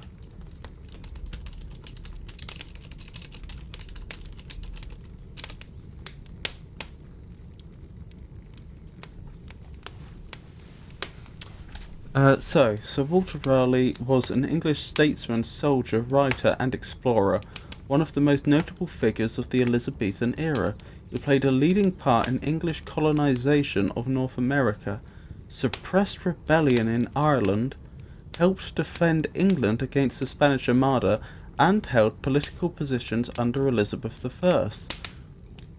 Raleigh was born to a Protestant family in Devon, the son of Walter Raleigh and Catherine Champernoun. Oh, possibly Champernowne. He was the younger half-brother of Sir Humphrey Gilbert and a cousin of Sir Richard Grenville. Little is known of his early life, though in his late teens he spent more time in France taking part in the religious civil wars. In his 20s he took part in the suppression of rebellion in the colonization of Ireland. He also participated in the siege of Smerwick. Later he became a landlord of property in Ireland and mayor of Youghal in East Munster, where his house still stands in Myrtle Grove. He rose rapidly in the favour of Queen Elizabeth I and was knighted in 1585. He was granted a royal patent to explore Virginia, paving the way for future English settlements. In 1591 he secretly married Elizabeth Throckmorton, one of the Queen's ladies-in-waiting, without the Queen's permission, for which he and his wife were sent to the Tower of London. After his relief they retired to his estate at Sherborne, Dorset. In 1594 Raleigh heard of a city of gold in South America and sailed to find it, publishing an exaggerated account of his experiences in a book that contributed to the legend of El Dorado. After Queen Elizabeth died in 1603, Raleigh was again imprisoned in the Tower, this time for being involved in the main plot against King James I, who was not favourably disposed towards him. In 1616 he was released. Oh goodness me, so that was 13 years later.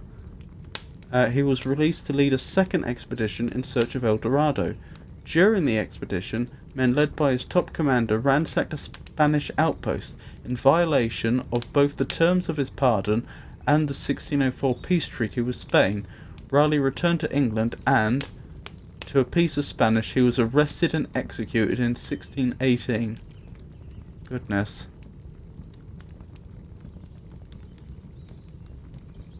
Let's see. So he would have been, what, about 66 at the time of his death? Approximately 65.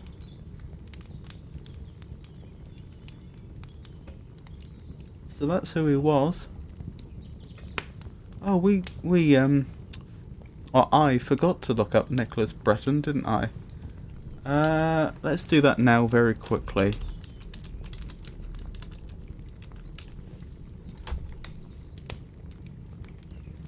Nicholas Breton was a poet and prose writer of the English Renaissance. He belonged to an old family settled at Layer Breton, Essex. His father, William Breton, a London merchant who had made a considerable fortune, died in 1559, and his widow Elizabeth, née Bacon, married the poet George Gascoigne before her sons had attained their majority. Nicholas was probably born at the Capitol Mansion House in Redcross Street in the parish of St Giles without Cripplegate, mentioned in his father's will. There is no official record of his residence at the university, but the diary of the Reverend Richard Maddox tells us that he was at Antwerp in 1583 and was once of Oriel College. It may have been the poet named Mr. Breton who visited the court of James VI of Scotland in 1588 and received a gift of 160 Scottish pounds. He married Anne Sutton in 1593 and had a family. He is supposed to have died shortly after the publication of his last work, Fantastiques. Breton found a patron in Mary, Countess of Pembroke, and wrote much in her honour until 1601, when she seems to have withdrawn her favour. Some of the letters signed M.B. in A Post with a Packet of Mad Letters, 1603, enlarged 1637, may contain autobiographical details. The 19th letter of the second part contains a general complaint of many griefs, and proceeds as follows. Have another been wounded in the wars, fared hard, lain in a cold bed many a bitter storm, and been at many a hard banquet, all these have I. Another imprisoned, so have I. Another long been sick, so have I. Another plagued with an unquiet life, so have I. Another indebted to his heart's grief, and fain would pay and cannot, so am I.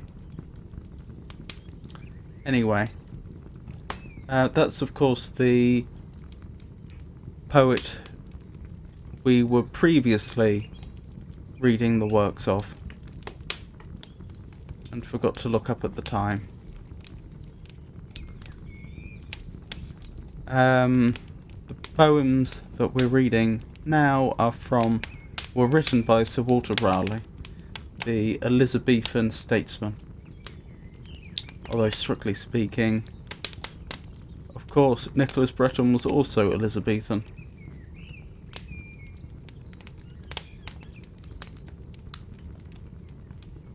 So, Sir Walter Raleigh, the silent lover. Passions are likened best to floods and streams. The shallow murmur, but the deep are dumb. So when affection yields discourse, it seems, the bottom is but shallow whence they came. They that are rich in words discover that they are poor in that which makes a lover. Interesting.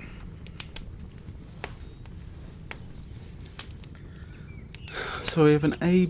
Wait, do we have an ABAB roaming scheme? No, it's an ABABCC. But a single stanza too.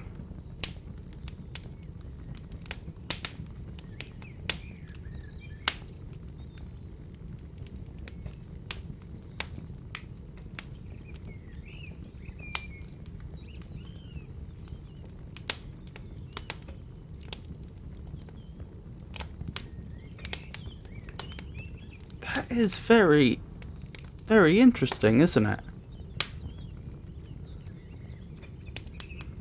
I mean, it's essentially an argument that those who are truly deeply in love would not be the most articulate. And that vice versa, the most articulate cannot be brilliant lovers. Intriguing. And very well expressed.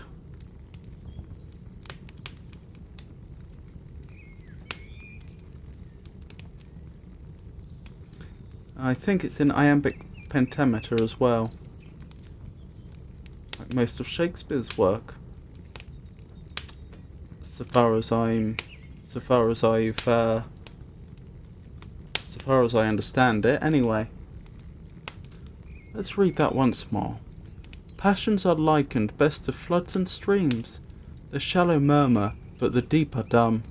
So when affection yields discourse, it seems the bottom is but shallow whence they came. They that are rich in words discover that they are poor in that which makes a lover.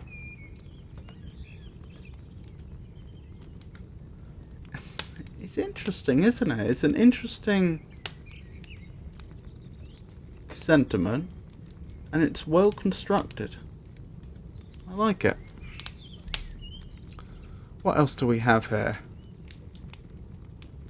Oh, I am a fool, I think. What is going on here? Because I could see the number here, which usually denotes the number of the poem in the anthology. But then there's a Roman numeral 1 here and a Roman numeral 2 here, but no other title.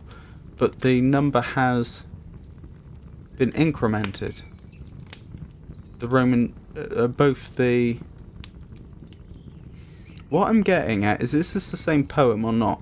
For a moment I thought, oh, have I made a mistake? Is the poem not short? It just continues. But I can't quite tell because it seems to be entered as a different poem, but it has no unique title. It's as if the poem's been split in two and entered twice. Well, let's read on and see. Wrong not, sweet empress of my heart, the merit of true passion, with thinking that he feels no smart, pursues for no compassion. Silence in love betrays more woe than words, though ne'er so witty. A beggar that is dumb, you know, may challenge double pity. Then wrong not, dearest to my heart, my true, though secret passion. He smarteth most that hides his smart, and sues for no compassion.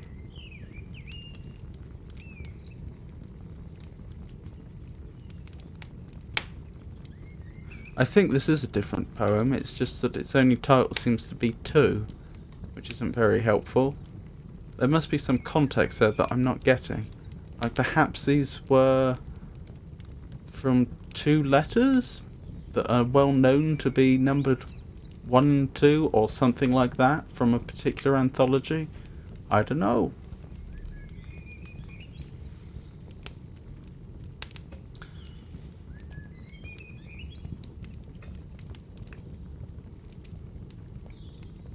But we can see from the form that it clearly isn't the same poem.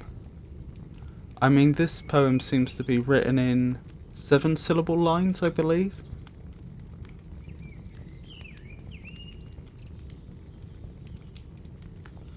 Wrong not, sweet empress of my heart. Ooh, that doesn't flow very well, unless I'm fundamentally misunderstanding it. The merit of true passion, with thinking that he feels no smart, that sues for no compassion.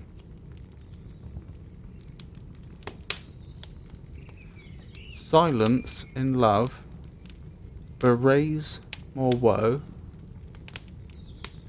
than words. Hold on. Silence in love bewrays more woe, that's 8, than words, though ne'er so witty. That's 7, isn't it? A beggar that is dumb, you know, may challenge double pity.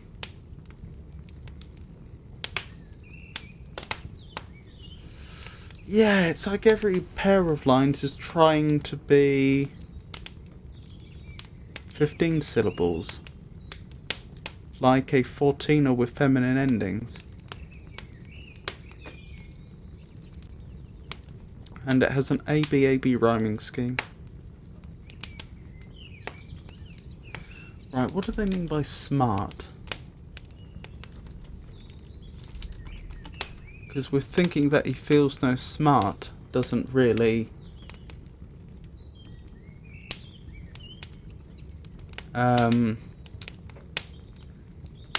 make sense in terms of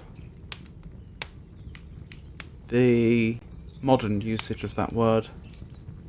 To hurt or sting, to cause a smart or sting, to feel a pungent pain of mind, to feel sharp pain or grief, be punished severely, to feel the sting of evil. Oh, and it is in fact a very old meaning of the word, it would seem.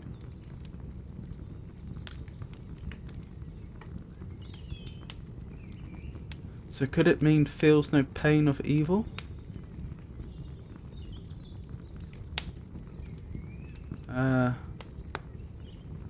Exhibiting social ability or cleverness, exhibiting intellectual knowledge such as that found in books, equipped with intelligent behaviour, good looking, well dressed, fine, fashionable, cleverly shrewd and humorous in a way that may be rude and disrespectful, sudden and intense, causing sharp pain, stinging, sharp, keen, poignant,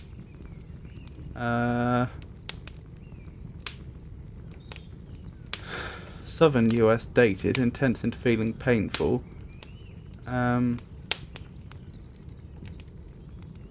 efficient, vigorous, brilliant, pretentious, showy, spruce. Oh, that's interesting. So a smart gown wouldn't mean that it's, well, that it is a gown which makes one look well dressed or is fashionable. It would mean pretentious. Interesting. Brisk, fresh. So, hard to say. I'm guessing it's referring to the sting of evil. What else do we have? A sharp, quick, lively pain, a sting, mental pain or suffering, grief, affliction. It could be grief or affliction, I suppose.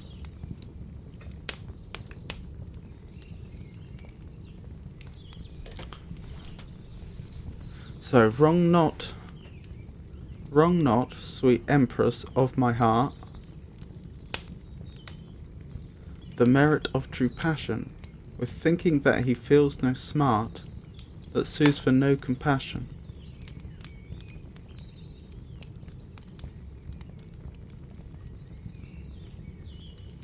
So wrong. So it's actually it's addressing sweet empress of my heart and saying the merit of true passion is not wrong.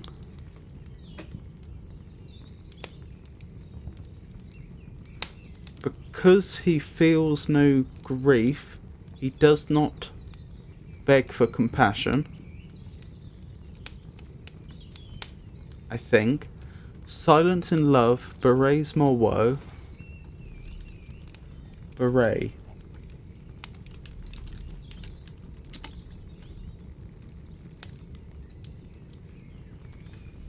To accuse, malign, speak evil of. To reveal, divulge, or make something known, disclose.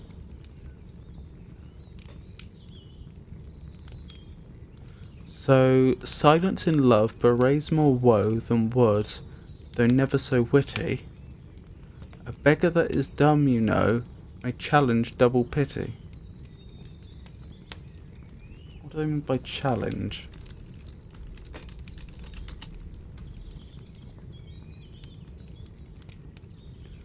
A confrontation, a dare, a difficult task, a procedure or action. Well, it's not going to be the hunting one. I may as well read it, just in case. The opening and crying of hounds upon first finding the scent of their game. No. To invite someone to take part.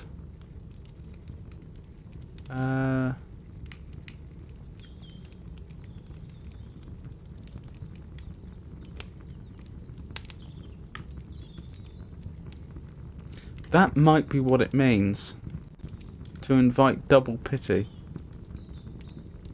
So what do we have? Silence in love bewrays more woe, so reveals more woe than words, though ne'er so witty, so not as wittily.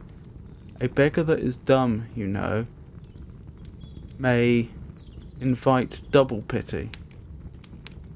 Okay, so it's just creating an analogy between the sadness of a beggar that cannot speak and lovers that are going through a rough patch and not speaking, which seems to directly challenge the thesis of his previous poem, interestingly. Then, so, dearest to my heart, that's who's being addressed. My true, though secret passion is not wrong, is therefore not wrong. He grieves most that hides his grief, and does not sue for compassion, and does not beg for compassion.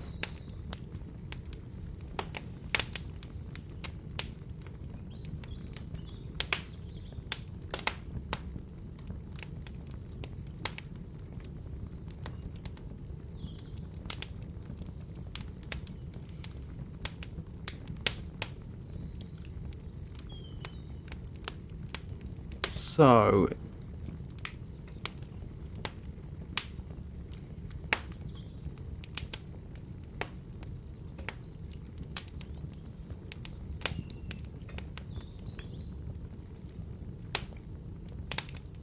I think it's essentially saying that those that are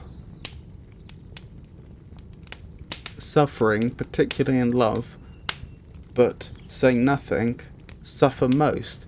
And so I'm not going to do that. I am going to beg for compassion, but done in a very roundabout way, so as to be more polite, I suppose.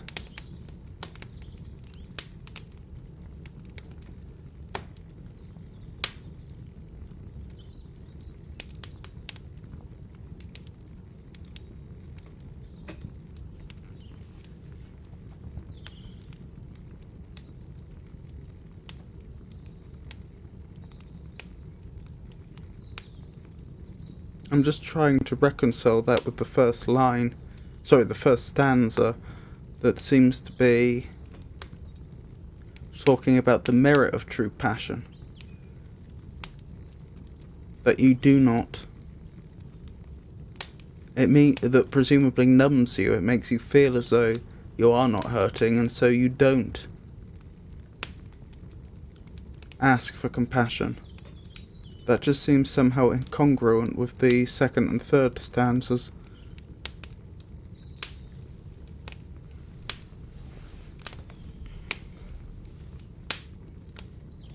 Oh, is the poem saying, those that are feeling truly passionate do not think that they are, do not feel the grief,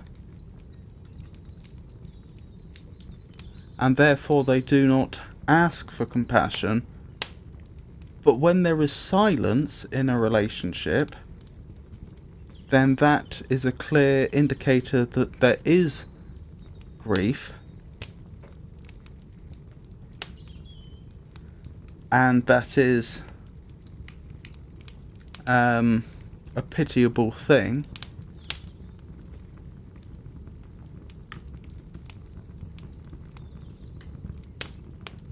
And hiding such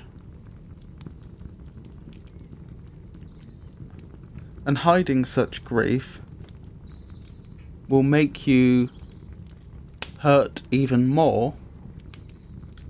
So my deepest passion is to beg for compassion,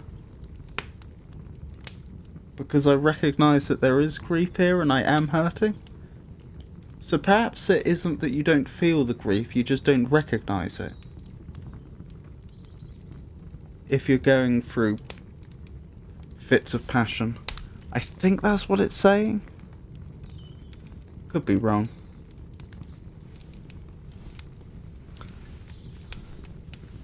Certainly another interesting one to think about. Anyway, we'd best head on to the riddles, hadn't we?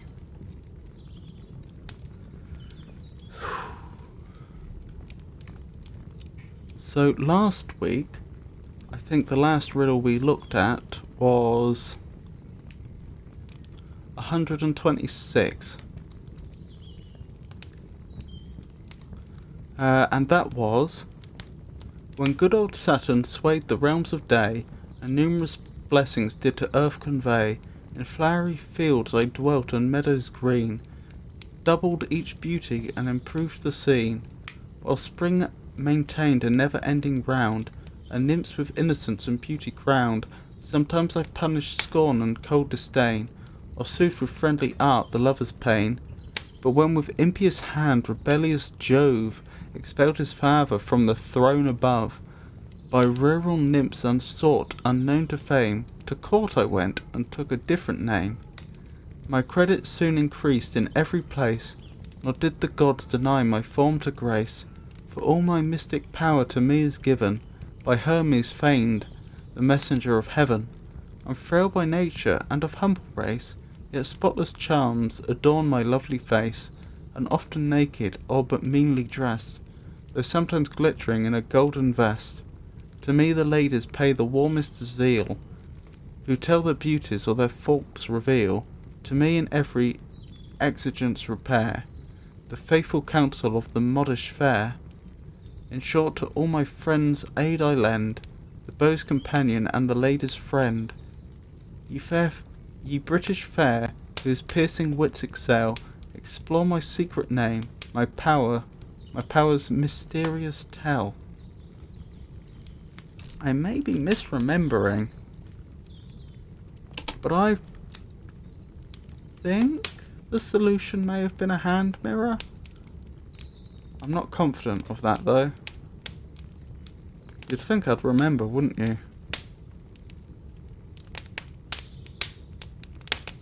A glass. That probably means a looking glass.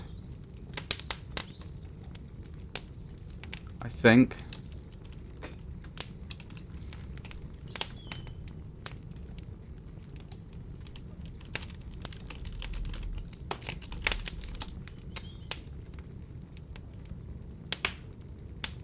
Yes, that seems likely. Dated synonym of mirror. Smooth surface that reflects light so as to give an image of what is in front of it. Of course, that's a mirror.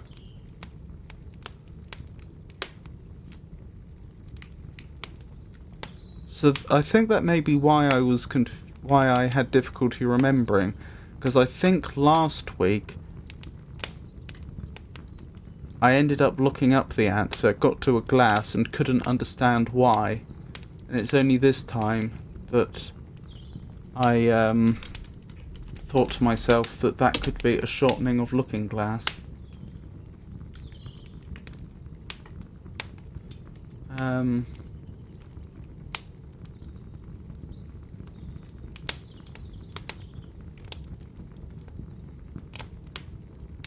Yeah, and they don't include that on the Wiktionary article for glass, which would have only compounded my confusion.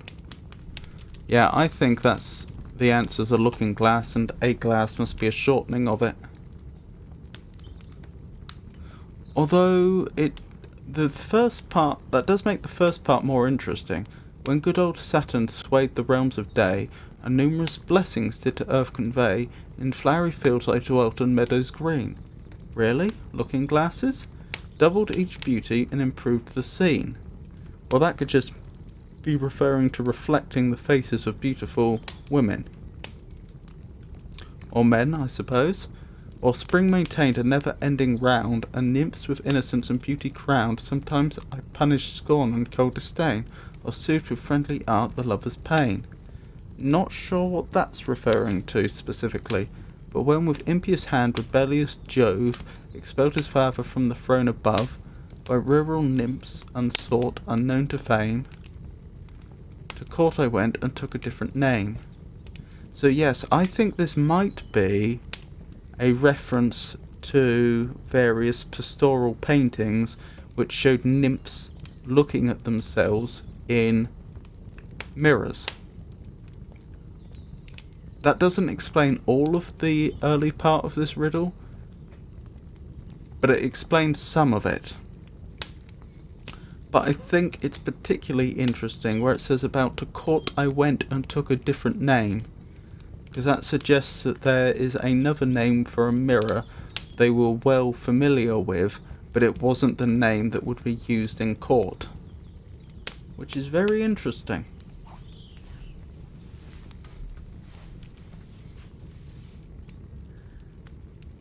Anyway, on to 127. And as always, these riddles are a collaborative affair. So if you have any ideas, by all means, put them in chat. So, while women envy and the men admire, my beauty sets 10,000 hearts on fire. My name is known in every well-bred place, and I direct the motions of the glass. But yet to find my name the curious must trace my original from earthly dust. Where laid I died, then swelled and upwards grew, and multiplied by resurrection new. To Mansfield brought, they quite destroyed my frame, and from a ruddy hue I pale became. My temper soured by this, I swelled again, in artful cave exposed to scorching pain, and yet once more I was delightful found, by men of taste, though cut and burned and drowned. Take this hint more, and then the mask is gone, the jolly miller gave me to King John.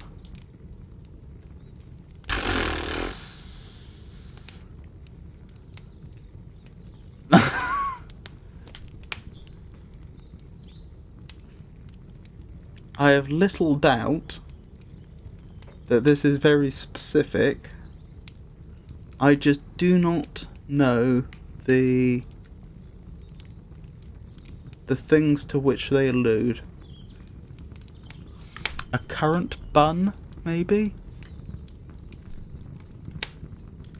While women envy and men admire, my beauty sets 10,000 hearts on fire. My name is known in every well-bred place, and I direct the motions of the glass. See, this is sounding like it could be some form of makeup at this point, but yet to find my name the curious must trace my original from earthy dust. Where laid I died, then swelled and upwards grew, and multiplied by resurrection new. To Mansfield brought, they quite destroyed my frame, and from a ruddy hue I pale became. This could be about milling flour, maybe? My temper soured by this, and I swelled again. Soured, possibly, because the introduction of yeast would have led to the sugars being converted into alcohol and carbon dioxide. An artful cave exposed to scorching pain, an oven, and yet once more I was delightful found by men of taste, though cut and burned and drowned. Cut, slices, burned, toast, drowned. I don't know. I mean, that could be a reference to dunking, or it could be more specific. Take this hint more, and then the mask is gone. The jolly miller gave me to King John. See, I'm wondering if perhaps they used flour, women use flour on their faces to make them more pale?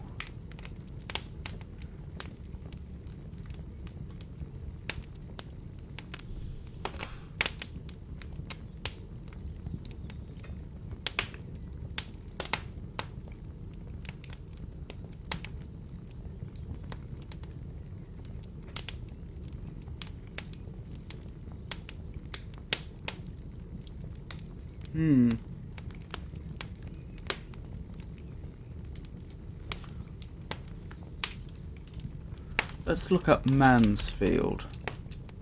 There might be a indication there. In Nottinghamshire, England.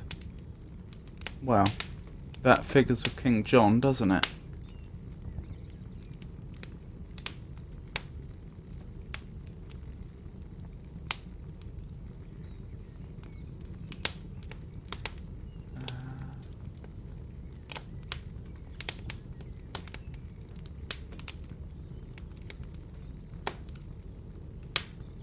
There are remains of the 12th century King John's Palace in Clipston between Mansfield and Edwinstowe, and it was an area of retreat for royal families and dignitaries through to the 15th century.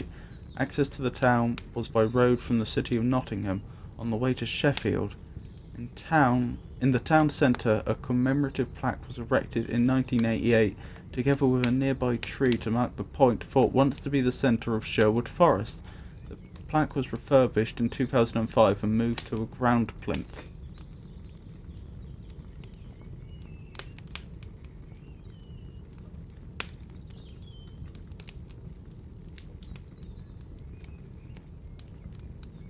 Mansfield is a market town with a 700-year-old market tradition. A royal charter was issued in 1227. The present market square was created after demolition under the Improvement Act of 1823. In the centre is the Bentinck Memorial, built in 1849, which commemorates Lord George Bentinck, son of the William Bentinck, 4th Duke of Portland, a local landowner. I'm quite possibly mispronouncing that name. A nearby area called Buttercross Market in Westgate, the site of an old cattle market, has a centre of local stone dating from the 16th century. Mansfield District Council closed this section in 2015. Adjacent is Mansfield Library, officially opened by Queen Elizabeth in 1977 and refurbished in 2012. The old Carnegie Library, founded in 1905 in Leeming Street, was used from 1976 as an arts and performance centre. I don't think we're going to get any more hints from that. But it was a market town. See, the reference to growing does make me seriously wonder if it is flour they're talking about. I can't think of much else it could be.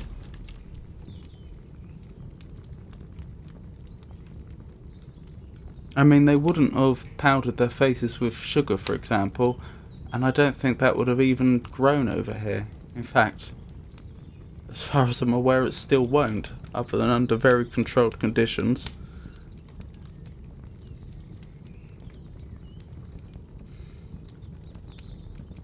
But the answer might be something like toast or a currant bun or something like that. We'll have to see. 127. A toast. Certainly sounds that way. I wonder what the reference to Mansfield was then. Maybe that was just well known historically as a place where they ground grain to make flour, but they would have been doing that all over the country. Mills weren't a rare thing.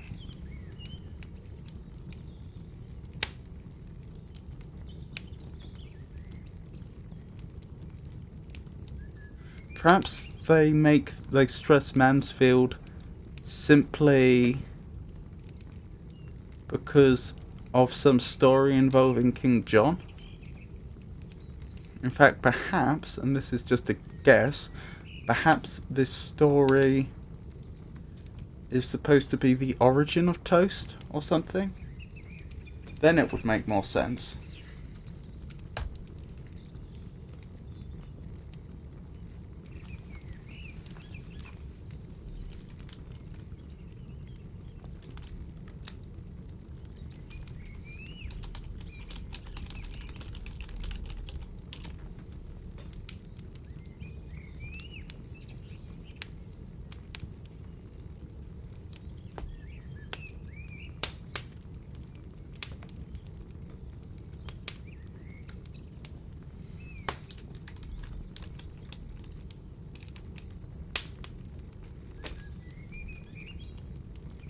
Just doing a very quick search to see if I can find anything to support that.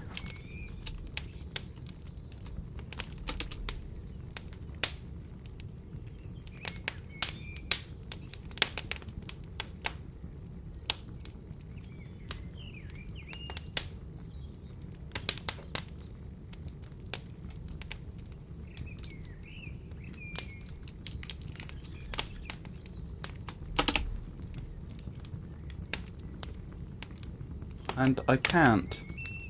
That's disappointing.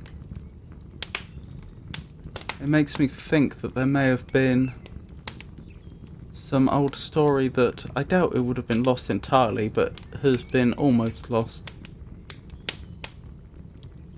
Still. 128. Reason and folly are the pair, to whom I owe my birth. Much of my father's pride I have, and all my mother's mirth. But of my humour, all my parts, to judge what certain rule, since I'm with every wise man seen, and heard with every fool. Yet this distinction I shall tell, if it is your judgment betters. I escape from fools just when I will, the wise hold me in fetters. Humour and airs I can put on of different men and places, can Proteus show or Hogarth paint how various are my faces. All tastes I fit, sneering with wits, with the precise refined. With my Lord Mayor and Alderman I'm jovial when they've dined. Within the rural scene I dwell, and yet, though rude sincere, at court like courtiers I'm polite, for I mean nothing there. As education moulds me, or my constitution's seen, as the thunderer I my empire shake, or am as soft as Venus. When seated on my damask throne, fresh beauties I display, and yet the less my throne is, more soft and sweet are they. Fair ladies, if you found me, and the secret will discover, you cannot do a kinder thing than show me to your lover.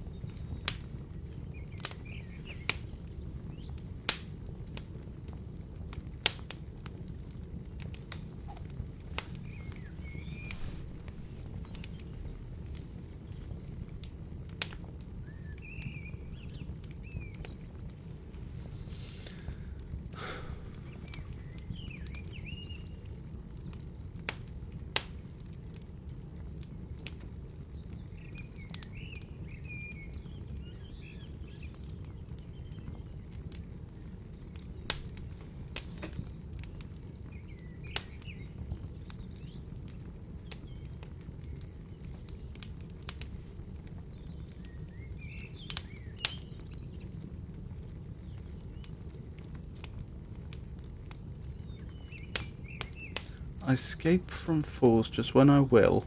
The wise hold me in fetters. That seems like a significant clue. Could it be opinions? Reason and folly are the pair to whom I owe my birth. Much of my father's pride I have, and all my mother's mirth.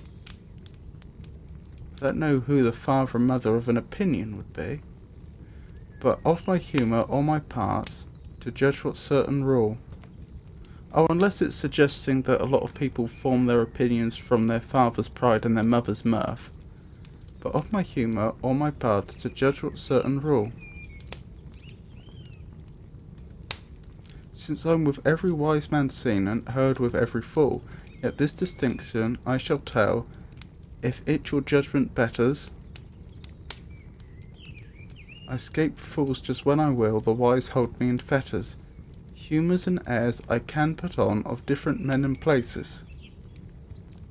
Can Proteus show or Hogarth paint how various are my faces? Opinions would certainly figure with Hogarth.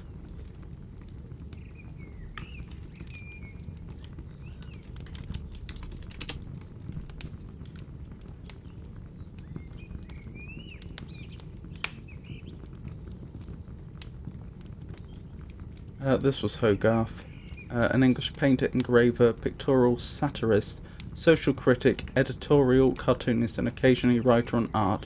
His work ranges from realistic portraiture to comic strip-like series of pictures called Modern Moral Subjects. He is perhaps best known for his series A Harlot's Progress, A Rake's Progress, and Marriage a la Mode. Knowledge of his work is so pervasive that satirical political illustrations in his style are often referred to as Hogarthian. And yes, he's particularly famous for his satirical comics, as stated there. So who's Proteus?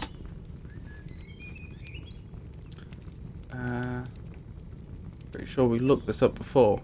In Greek mythology, Proteus is an early pathetic sea god, or god of rivers and oceanic bodies of water, one of several deities whom Homer calls the Old Man of the Sea. Some who ascribe a specific domain to Proteus call him the god of elusive sea change, which suggests the constantly changing nature of the sea or the liquid quality of water. That would certainly, can Proteus show, that would certainly figure with opinions, or Hogarth paint, how various are my faces. He can foretell the future, but in a mytheme familiar to several cultures, will change his shape to avoid doing so. He answers only to those who are capable of capturing him. From this feature of Proteus comes the adjective protean, meaning versatile, mutable, or capable of assuming many forms. Protean has positive connotations of flexibility, versatility, and adaptability. All tastes I fit, sneering with wits, with the precise refined. With my Lord Mayor and Alderman I'm jovial when they've dined. That doesn't quite figure with opinions, does it? More sort of expressions. Within the rural scene I dwell, and yet though rude, sincere. At court like courtiers I'm polite, for I mean nothing there. As education moulds me on my constitution's scene, as the thunderer I my empire shake, or am soft as Venus.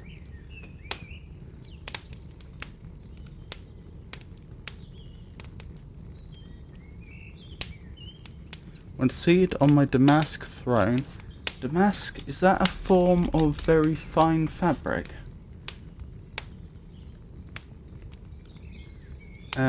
Damask is a reversible patterned fabric of silk, wool, linen, cotton, or synthetic fibre, with a pattern formed by weaving. Damasks are woven with one warp yarn and one weft yarn, usually with the pattern in warp-faced satin weave and the ground in weft-faced or satin weave. Twill damasks include a twill-woven ground or pattern.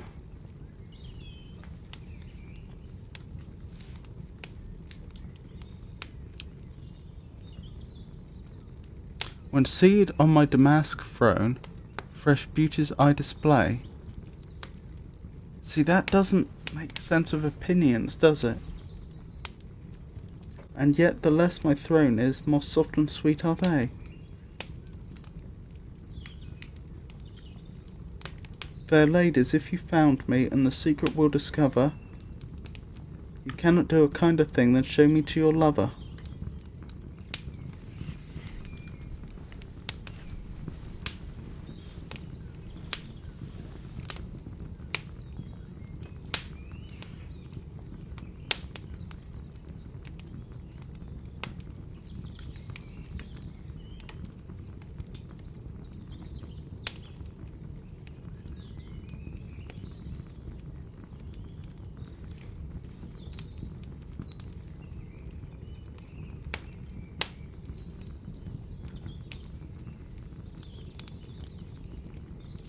I'm wondering if it could be anything else, like one's appearance as opposed to one's opinion.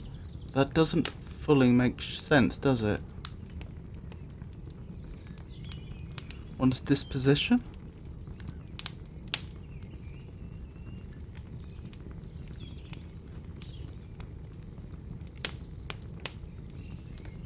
But that doesn't make sense. If I escape from fools just when I will, the wise hold me in fetters.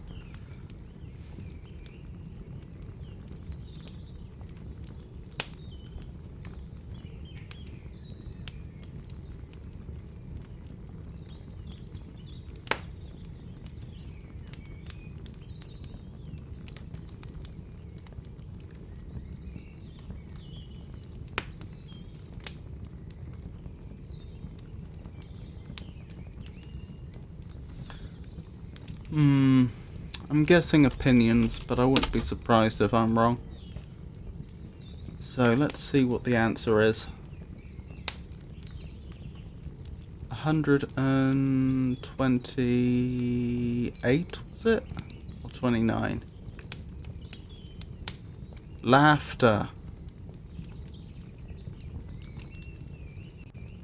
That makes sense. I feel a fool now.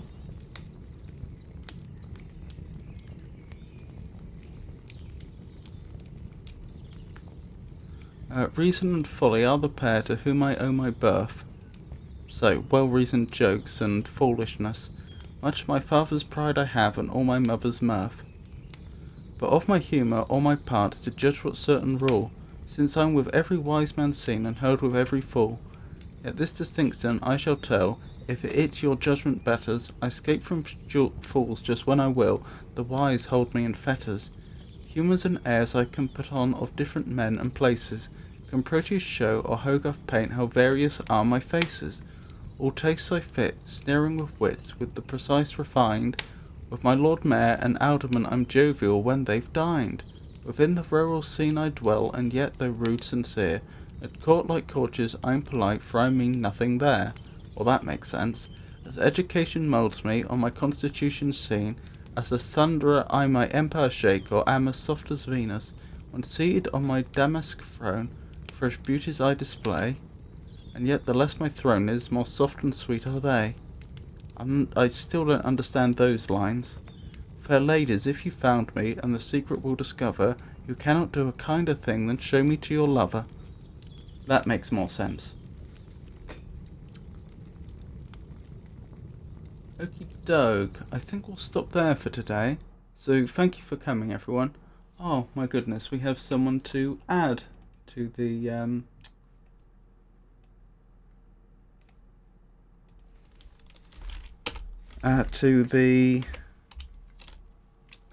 people to thank.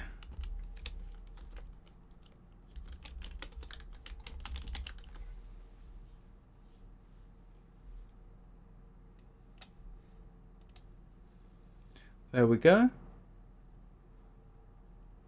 So where was I? Thank you for coming. I hope you enjoyed the stream. I'll be streaming again on Friday, in which I'll be doing more of the Forgotten City. I will presumably be continuing that on Saturday, assuming I haven't finished it yet. Monday is also a gaming stream. So again, if it's not done by then, I'll be continuing it. Otherwise, I'll be doing whatever game I've moved on to at that stage. And then next Wednesday, we're back round to poetry and riddles. So, once again, thank you for coming, and I hope you all have a wonderful night. Good night.